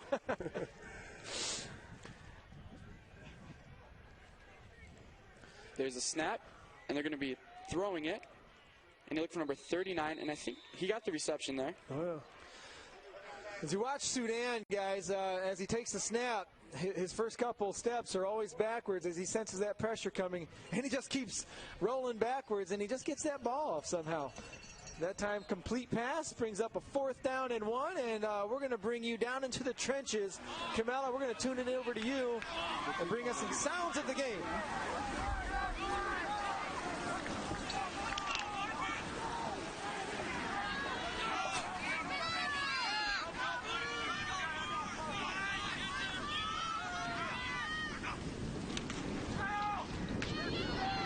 And he stopped.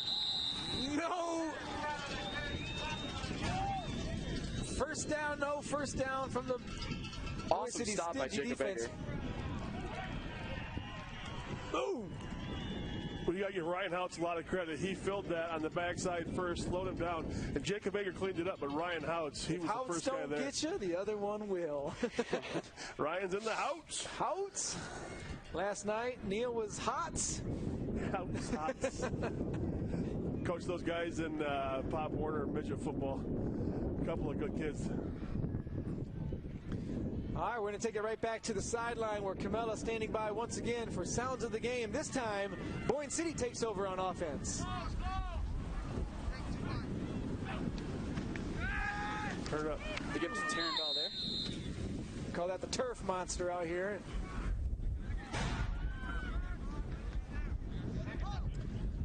Taryn looks to turn the corner here. You can see gets his footing underneath of him. Gets the best of him there. Yeah, it does. If he doesn't slow down, if he hits that at full speed, I think we're in better shape.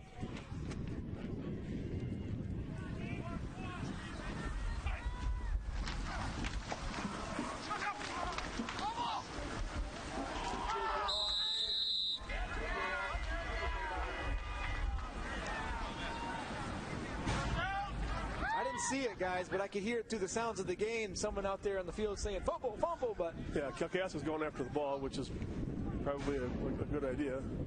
Let's take a look, see what they saw. 39 there, swatting right at it. Yeah, looks like they're trying to strip that ball out of. It looks like it pops out, right? Watch 39 tomahawk there. that thing. That's out. It does come out. Look at that.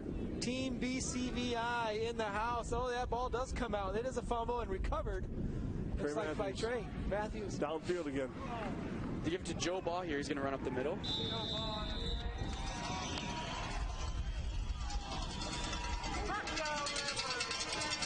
Ramblers with a first down, and we are going to take a quick commercial break.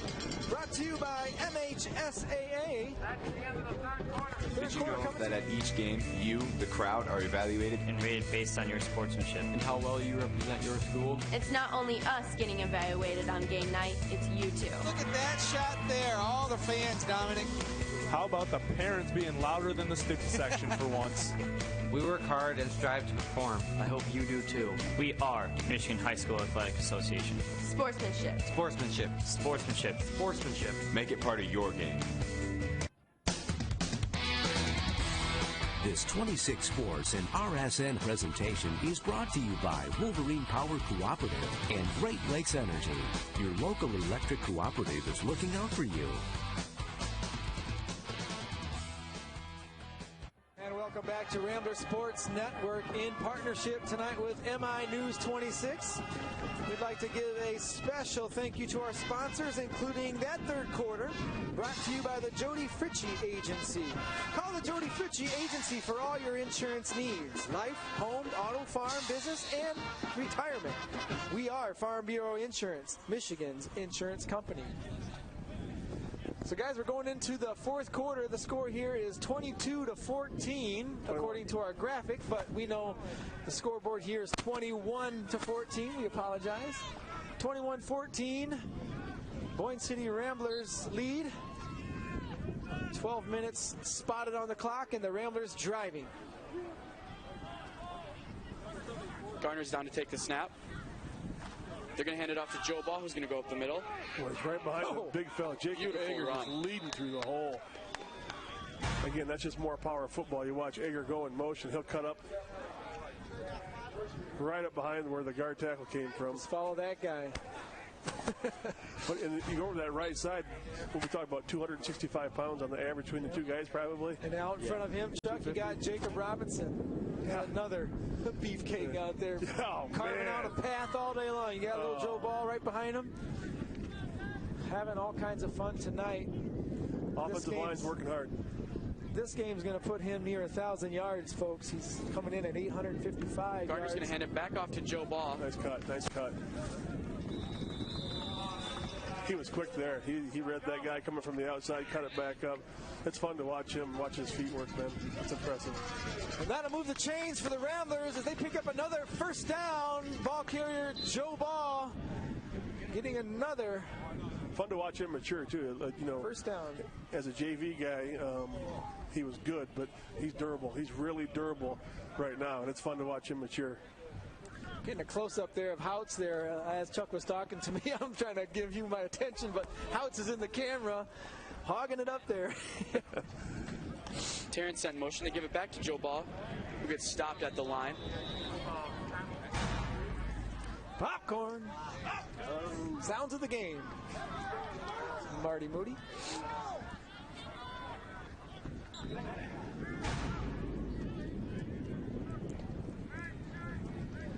Gardner's bringing in the call from the sideline. He'll be a well-conditioned athlete by the end of the year, won't he? Yes, he will. He's looking better and better each week. Just commenting last week against Grayling how his passes looked on the money. Wouldn't you agree? You got Carson out here. I think he handed off to Ethan Hewitt there, who's found some room in the outside. It appears to be a first down for the Ramblers. Yeah, you know it's close to the first down when the actual marker is hit by the ball carrier. Nice job by Taryn Bell. Holy smokes, let's show that again if we can. If I can see that again, you watch Taryn Bell seal that edge on the outside. Can I get tower cam on that? Watch this over here. Taryn Bell's going to seal it way over here. No, we missed it. Yeah. It was absolutely impressive. What an awesome block. You got Jared Heisler out in front of him also, and just short. That's a 7-yard pickup. He gives it to Joe Ball, I believe, up the middle. Kalkaska signaling that they have it, and the sideline erupts as apparently Joe loses the ball inside the crowd. I thought And the call is Kalkaska ball. Will Ramblers turn the ball over? Let's take a look here. And there it is, number 48 stripping the ball out. As he's going backwards, he just falls backwards and grabs the ball with him, and it pops right out of Joe Ball's hands. And, we saw that kind of play earlier, guys, where Kalkaska's just tomahawking that ball and reaching in, trying to yank that thing out. Well, it's a tough turnover. We're down here on their 25-yard line. We're up 7, which is nice, but the officials are signaling to the vehicles out by the track. They have their lights on to turn them off here. That's the pause in the game. So Kalkaska gets the ball. Their offense is back out on the field. Score here is 21-14. Just about 10 minutes left in this ball game. They've got a long drive if they're going to make something happen here. Ball on the 25-yard line. Sudan Number takes 12, the snap. Sudan. Oh, pass. What do we got? It's going to be a pass from number 9. And it's caught by number 5, Nolan Mitchell. Little trickery there. Looks like a pitch. Number 9 is their backup quarterback, I believe, Zimmerman. No, I'm sorry, he's their wide receiver. Well, it's a smart play. Run the ball, run the ball, run the ball. Give you a run look. And we bought into it and had a guy wide open downfield.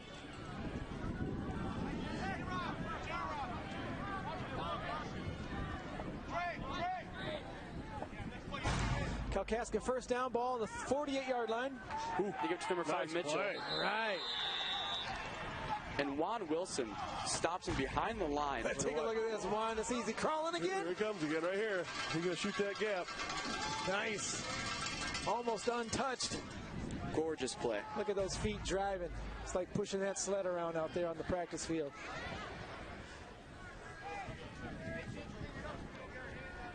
Kelt, I wanted to ask you, before this game got away from us, you had a big impact on the student section last year, some of the games this year. What's it feel like being down here, and what do you miss about it over there? Yeah, I came in, 2014 was my freshman year, and that was when Boyne went to the semifinals in football and basketball. So I came in with something to cheer about. Picked off. And an interception by Eric Carson, I believe. Sorry about that, Jake. Go ahead. Yeah, we'll come back to that, but check this out here on the replay. Carson gets great position. We talked about that earlier, him getting right in front of the receiver. Huge play. He does it again here. He cuts his guy off, gets underneath his receiver. Great read. Great. That was a great job. But doggone, Juan Wilson was putting pressure on that guy, and he had to get rid of that ball. So, Jake, there's your crowd right there. Tell me a little bit about what you're missing over there. I just miss the intensity. It's a great time over there always. Everyone's usually into the game. There's always those few stragglers that get distracted easily, but it's a great time to be with all your classmates and enjoy some football. Who have you handed this thing off to? Who's taking your spot? It's almost like a real position here. Yeah, it's whoever's the loudest, whoever steps up. I didn't really hand it down to anyone, but yeah, I don't see any roller coaster. I don't see any wave. I mean, didn't Napont kind of get you ready? Yeah, I guess I should get someone else ready, shouldn't I? So I also want to give a shout out to Dave Rushlow, an old name that we remember back here in the Alumni Hall of Fame, and one of our RSN crew members. He's giving us a shout out here and saying we're doing an excellent job. Again, earlier I mentioned that you can check out all the archives, any of the games here on RSN. You just go to our website and go to the archive section and you can watch any of the games. The Ramblers Sports Network is also a division of Boyne City's award-winning visual imaging production program, also known as Team BCVI. And so Team BCVI's RSN, what we do here tonight is a perfect example of Char-M's career technical education program. It's a program in which we're trying to train tomorrow's workers today right here with on-field experience. I mean, so check this out, Chuck. We're just probably a year or two away from sitting in a booth where we're going to put makeup on us pretty soon. Well, let's not get carried away. I mean, that's how professional this thing is getting. Gardner's looking to pass. He finds Taryn Bell for a nice reception there. Good for about 8 or 9 on that one, looked like. Nice pocket, nice presence. And that interception came at an excellent time. So 2 turnovers in the fourth quarter. Boyne City turns it over to Kalkaska. They drive down.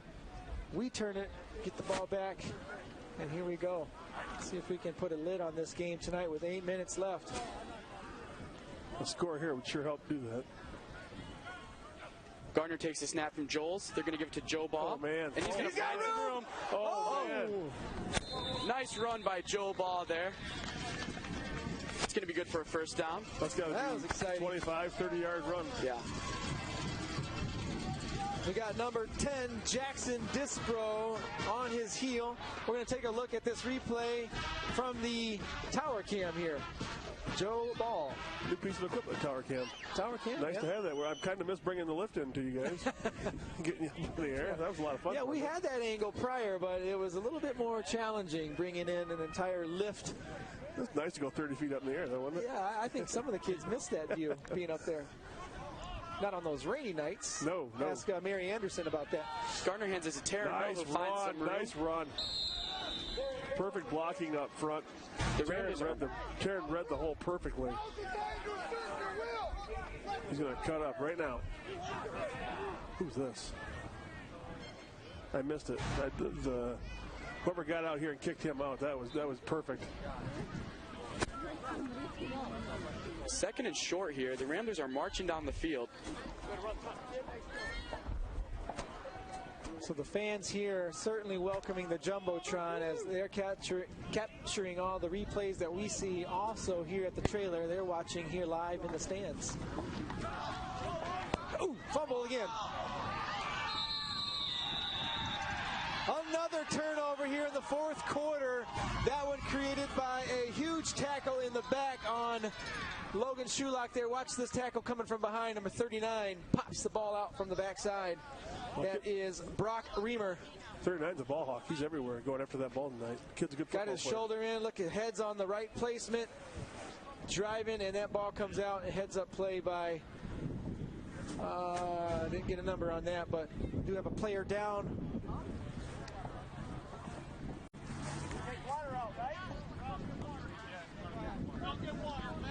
All right, so we're going to take a little short break here. We'll be right back on the Ramblers Sports Network and MI News 26 as we take an official timeout due to injury.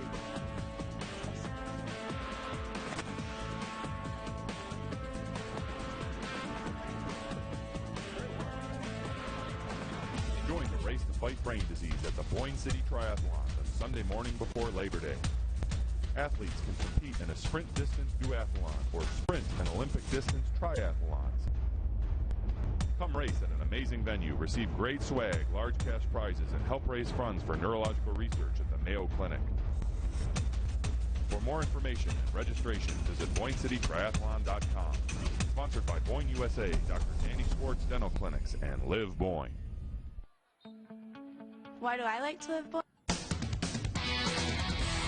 This 26 Sports and RSN presentation is brought to you by Wolverine Power Cooperative and Great Lakes Energy. Your local electric cooperative is looking out for you.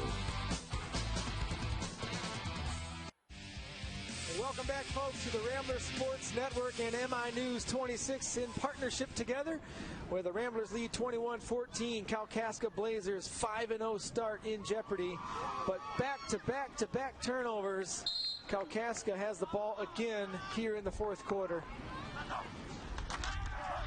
Sudan's going to look for a pass, and he finds a receiver who just keeps on going.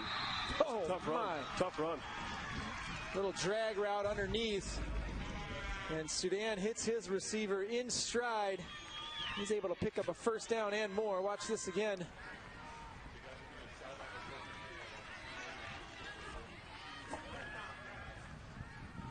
Runs. All right, we're going to take it over to Emma Vondra. Well, she has Scott Beebe on the sideline. What do you have for us, Emma? Hi, guys. I'm here with athletic trainer Scott Beebe. Scott, can you give us any insight into the young man who looked to be injured? Yeah, I think he took a pretty good shot to his head, so he was a little lightheaded, a little dizzy out there, so hopefully he'll be okay. He was able to walk out under his own power, so he'll be okay. Thank you. Back to you guys in the trailer. Sudan scrambling around, looking for a receiver. He has one and connects. Again, another route underneath, and Zimmerman picks up another first down for the Blazers. Sudan able to keep this play alive with his feet. Kind of looks a little bit reminiscent of an Aaron Rodgers, like just the way he keeps that play extending and extending. He's able to get away from the pressure and connect.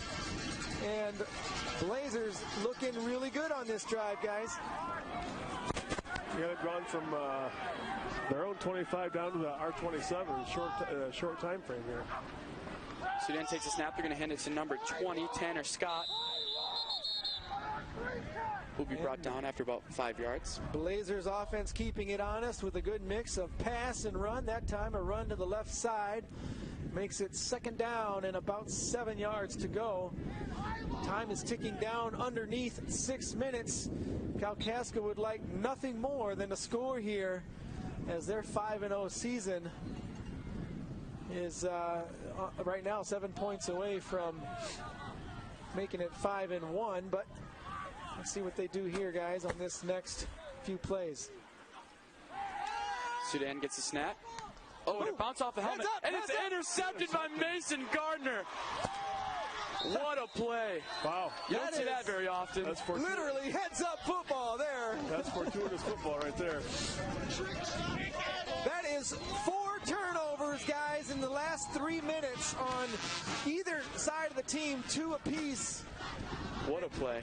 And again, Kalkaska's drive taken away again inside Rambler territory. You see, that's just literally a heads-up play by Gardner.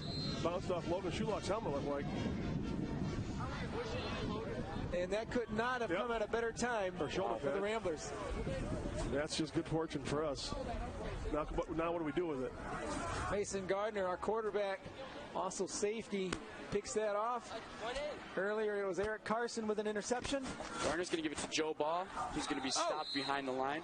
And how about that shot on Gardner? 39. No, that's ridiculous. Brock Reimer with a very, very bad hit. Let's take a look at this.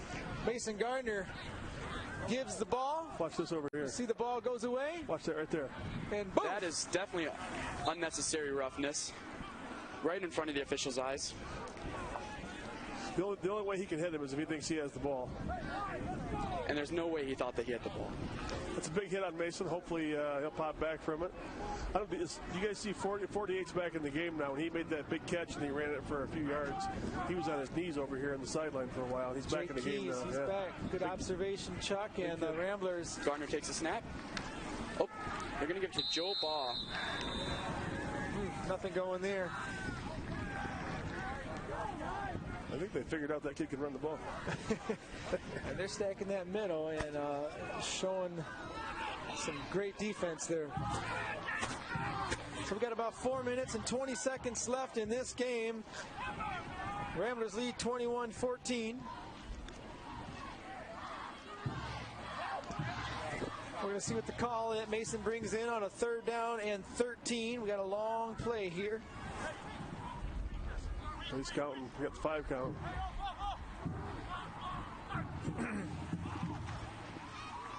They're going to give it to Taryn Bell, who's going to be stopped shy of the line of scrimmage. That'll bring up a 4th down. And while we have a moment here, we'd like to read a little bit from our MHSAA sponsorship with Nothing Beats Good Sportsmanship.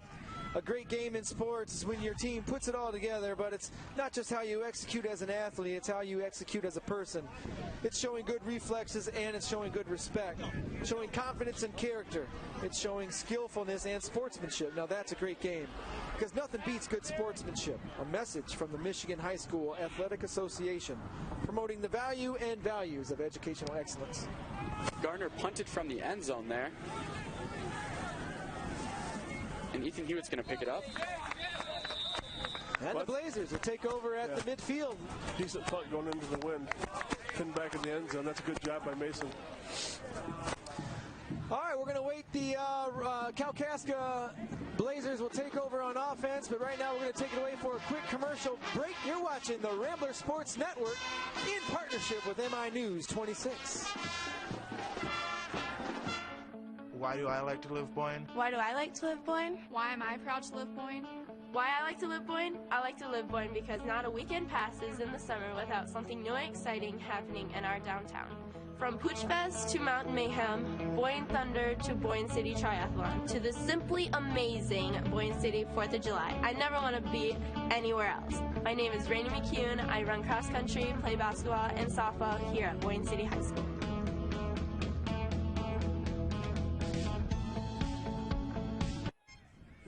Welcome back to the Ramblers Sports Network in partnership with MI News 26.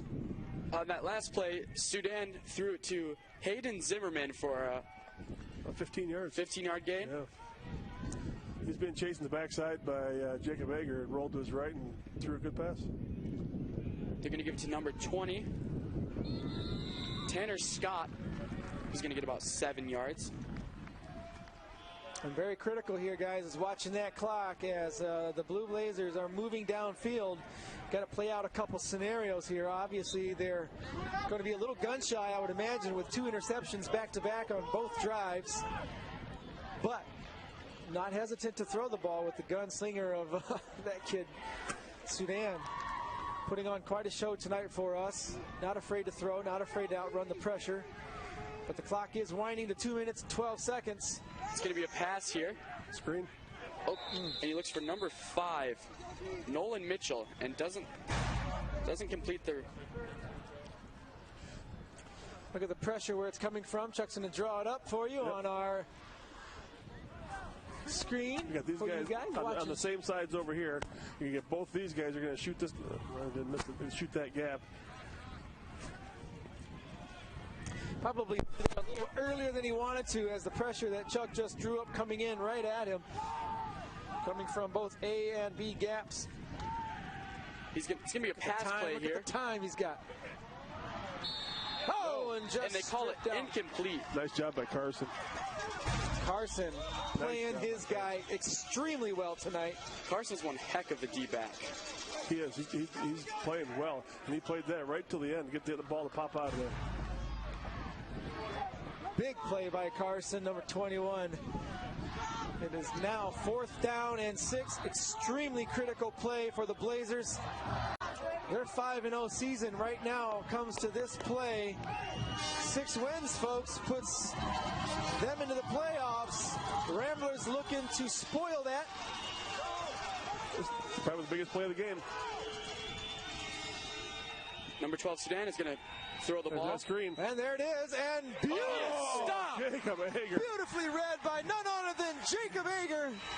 And the Ramblers take over possession on downs. What's that do to the game, Jake? That gives us the...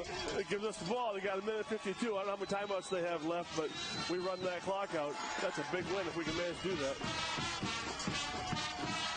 I think Sudan made a great read, checked down. He threw it to his underneath guy, but probably did not expect Jacob Hager to be... Well, key to that, and I don't know if you guys saw that when that happened, the last play, big fella right here. I'm drawing the wrong guy. Look at this guy right here. See that big guy, number 6'4", 6'5"? He came into the game that play. He replaced Trey Matthews for that reason. Smart move by the coaching staff. Boyne City taking over on downs. 1st and 10, Joe Ball. You can hear the student section chanting, "I believe that we will win now." That's huge, Jacob, ain't it? Jake Kelts used to lead that chant. There they go.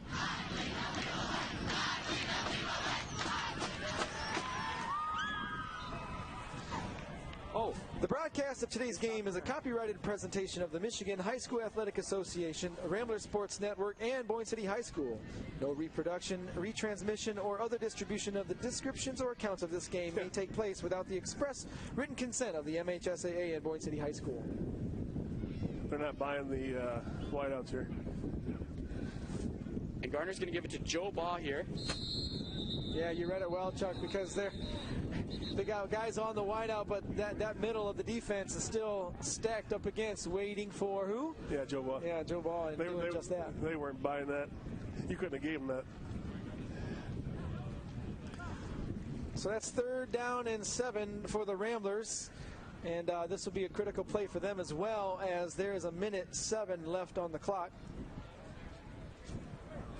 Again, I want to mention this exciting new partnership that RSN is now a part of, now broadcasting our games on MI News 26 to viewers all over northern Michigan. I want to thank all of the people involved, including Great Lakes Energy and Wolverine Power, stepping forward and making this possible. So tomorrow on your cable network, tune in to MI News 26, brought to you by Great Lakes Energy and Wolverine Power, sponsoring this partnership, bringing you coverage long after this game is over. You may check it out all weekend long. Also want to invite anybody from the community listening, if you can get the word out, Pine River Lodge. That is right above the Boyne Theater. Any proceeds tonight after the game will go right back to this program. So join us after the game, where they will replay this game on their big screen. See you there. Nice job by 66. he didn't bite on that handoff to Joe Baugh, which is a pretty disciplined play, given how many times Joe Baugh has touched that football tonight. So that brings up a 4th and 9. Ramblers will have to punt. There'll be 57 seconds on the clock, and so the Blazers will have one last opportunity. We'll see what they do with that. See Coach Hill's in there with his team. What do you think he's saying in there? I think it's telling me they got a lockdown defense right now. This is their most important defensive drive that they're going to have this game. They're going to want to stop the Blazers, not let them get too far here. I'm sure he's talking fundamentals. Yeah. An effort down there. We're going to have to punt this ball. Stay disciplined, stay in your lane. Just regular coaching talk in the huddle. Don't get too cute for yourself. Just do your job. We got 2 guys back now here. Gardner's back to punt. Number 84 and 9 are back to receive the punt. And everything went well there for the Ramblers. Could have went a touch better if that he'd have bounced that in, bounced that out. But yeah. Nice snap, nice punt. Gardner gets it away, and the Blazers take over with 50 seconds left in this game. They're looking to make a playoff berth here tonight, coming 6-0. That's what they're fighting for. Ramblers looking to play spoiler and gain their 4th win, bringing them 2 games closer to a playoff berth this season. Something you don't see a whole lot here. Joe Baugh just came in on defense. And the Rambler Rowdies are starting to get loud over there and hoping our defense does their job. Look at that front 4 there on the Ramblers line. 12 Sudan is back to take the snap, and he's going to pass it. We got max protection in. He's going to go deep to number 88. Out of bounds. Logan Shulock, step for step. The Blazers sideline not happy, thinking there should have been a little call, but we watch that again. I think Logan played that perfect. Got his head turned around. He threw that ball better than 40 yards. I didn't see anything, nothing but clean on there. That was all clean. This kid's a football player, number 12. He's the real deal. He's got a gun. He's going to take another shot here, and that's the only way to keep this clock from moving. He is. They got max protection, and they'll keep 20 in the backfield here, so nobody gets to him. It's going to be another pass here, and he finds. He tries to find number 39. And that stops the clock at 38 seconds. I don't think that was supposed to come there because 39 has been a darn good football player tonight. That he looked like he had no idea the ball was coming that way. I think he saw some pressure from their left side, our right, in his face. And you got big old Dylan Williams out there at 6'4", 6'5". He puts them big old arms in there. That's impressive. Check this out. We got 38 seconds left in this game, and not a person has left Earl Brotherston Field. They are anticipating spoiling the Kalkaska's undefeated season so far. Watch the blitz. Another pass. He's scrambling. He throws off balance. And it's intercepted by Gardner. Get out of bounds. Gardner's second interception. He's still running. And that's going to seal the deal. Oh, yeah, baby. I think that run back was probably about 5 or 6 seconds longer than Coach Hills would have liked.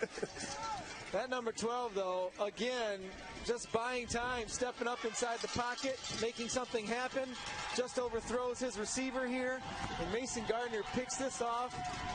Once again, sealing the deal, like Jake says, for the Ramblers.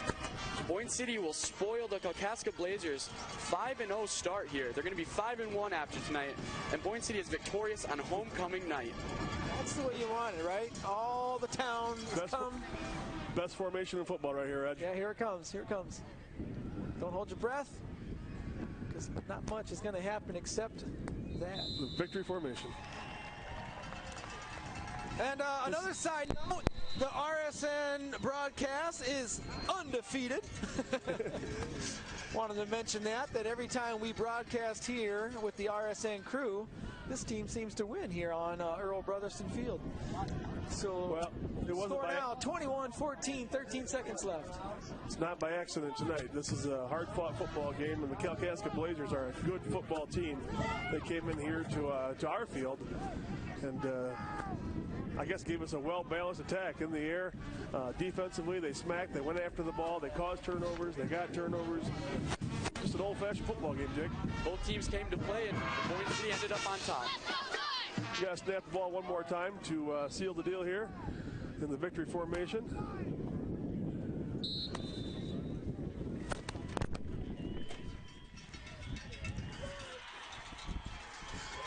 And that'll do it for the Ramblers as they seal the deal tonight, 21-14, an extremely hard-fought game. And there goes our cannon, which concludes this game at 21-14. Once again, we'd like to thank all of our sponsors. Without your help, this game would not be possible, so we would like to thank you all once again, because without the generous help of our sponsors, we would not be able to bring you these games. So thanks again for all that you do for RSN and our community. There's nothing like getting a win on Earl Brotherson Field on a Friday night. Now, how important, knowing that defense that Kalkaska had out there, and I'm going to take you back to the play that I think was the biggest one of the deal, when our backside guys and Trey Matthews and Jacob Robinson got downfield to spring Taryn Bell for that 50-yard run. How big is it now? Because they got down there and did that. Their defense was stingy. The Kalkaska defense was stingy. Getting that is huge. Not the. All right, also want to thank Baker College Early Program. Baker College is a community-focused private nonprofit career college who supports students and business in the Boyne City and Charlevoix-Emmett County ISD area. Thank you to Baker College for your support of RSN and MI News 26. See our website at www.baker.edu for your next career move.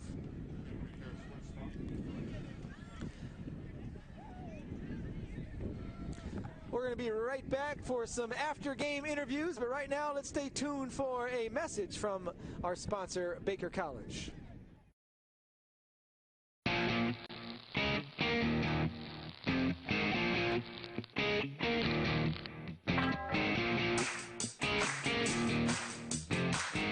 Manufacturing in northern Michigan? Is that a typo? Did somebody put the wrong title on the script for this video? Manufacturing in Flint West than I can get, but they must have meant boating in northern Michigan, right? Yeah, boating or skiing or fishing, something like that. That make way more sense, because manufacturing, northern Michigan, what?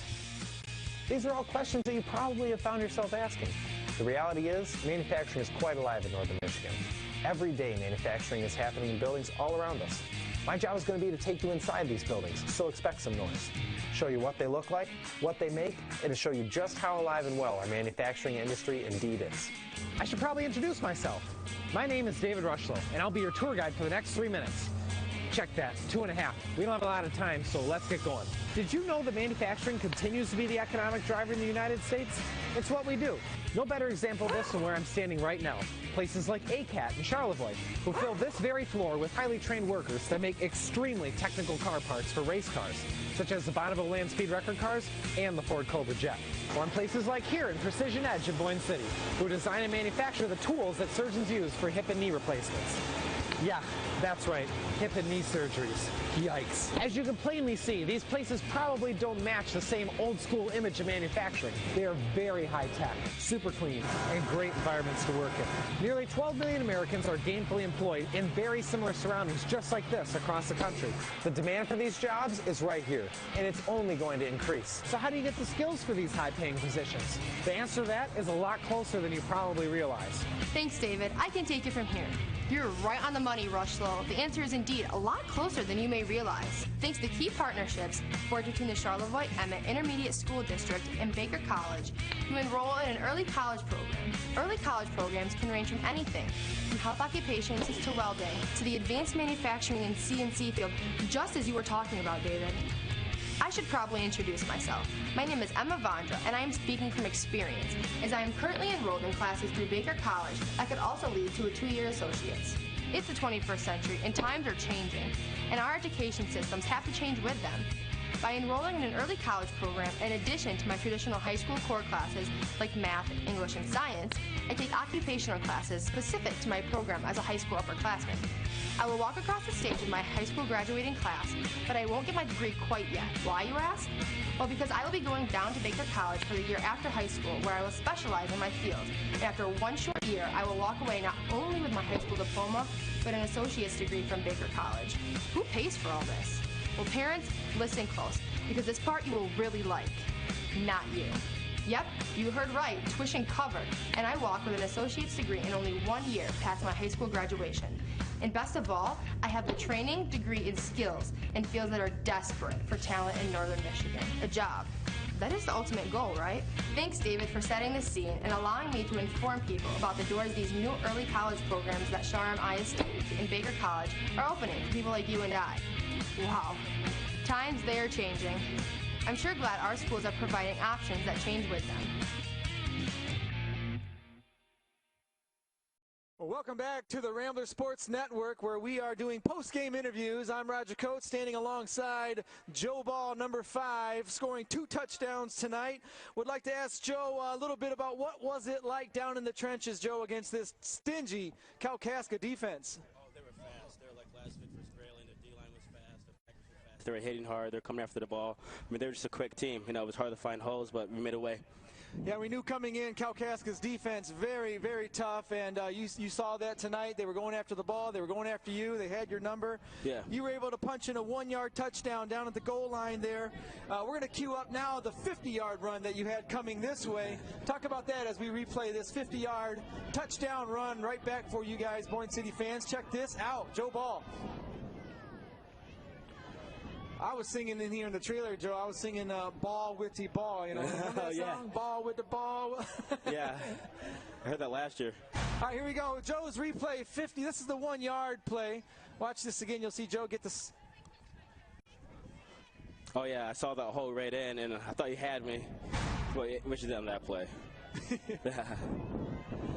I think we have your 50-yard play coming up also. If we can get that queued up, guys, on the replay. The 50-yard that was coming this way. Let's see if this is it. No, maybe. All right, this is Taryn showing his skills. All right, Joe Ball, 2 touchdowns on the night, and I want to say one more thing. Joe Ball nearing 1,000 yards on the season. Congratulations, young man. Thank you so much. And your mentor, Malik Smith, also in the house, thanking him for coming back. And the 2 of you, great backs, back-to-back. Thank you for bringing Boyne City football some pride. Thank you, Joe. Thank you. All right, we're going to now take it over to Emma. Emma Vondra has Mason Gardner on standby. We're going to turn it over to our quarterback, Mason Gardner. And stay tuned. We also have Trey Matthews with Chuck Vondra coming up next. Hi, Mason. So first of all, congratulations on the big win. Does it feel pretty good? It feels amazing, especially a team over like Kalkaska is 5-0. 5-1 now, but yeah. So that game looked to be a pretty physical game. Can you give me some insight from a player's perspective on that? It was definitely a physical game. They were getting a little chippy, you know, after the whistles, getting a little contact, players getting fired up, but no one really wants to lose, so I didn't really expect anything less. Yeah. Okay, take me through those 2 interceptions. The first interception, I saw the ball come right off our defender. I saw the ball in the air, grabbed it, and I tried to get as much yards as I can, but I was brought down. And that second interception I thought was stupid in my eyes and my players' eyes. I should have just got on the ground. I feel bad because the ball could have popped out at any moment. The fans thought it was pretty cool, though. Congratulations, Mason. All right, thank you. I'm going to stand here and talk with Trey Matthews. Trey, step up here if you would. And we kind of run to our molds as it may. I take the big guys and the guys that work their butt off as far as I'm concerned up front. I thought the offensive line did a great job tonight, but I thought probably you had one of the biggest plays that we had in the game. It was on Taryn's long run. It was 40 or 50 yards, and you got out front. Here it comes. You're going to come from the backside back here. And here he comes. Ready? Bam! Just like that. Now, you tell me what that is. That's an effort play. And if you, okay, they're going to show us that play from another angle. That's an effort play on your part right there. If you don't get down the field from the backside, that doesn't happen. It's not a 21-14 game. Tell me, for you, how does that feel? For me, it feels really good to know that I was helping out on the team that made a big impact. Definitely glad I could help out with Taryn's run, and just a lot of building trust out in the line, getting to know your people better, protecting your teammates. Okay, good job. Tell me the physicality of this game tonight. What was that like with their big guys up front? They were definitely a chippy team. Had a lot of good linemen out there. It was a real rough game. Kind of your kind of football game, isn't it? Oh, yeah. Well, congratulations. I wanted to come out of my skin when I saw you make that. I'm jumping up and down over here. Probably not as high as your mom and dad, but I was pretty excited. Good job. All right. And congratulations on the win. Thank you. You're welcome.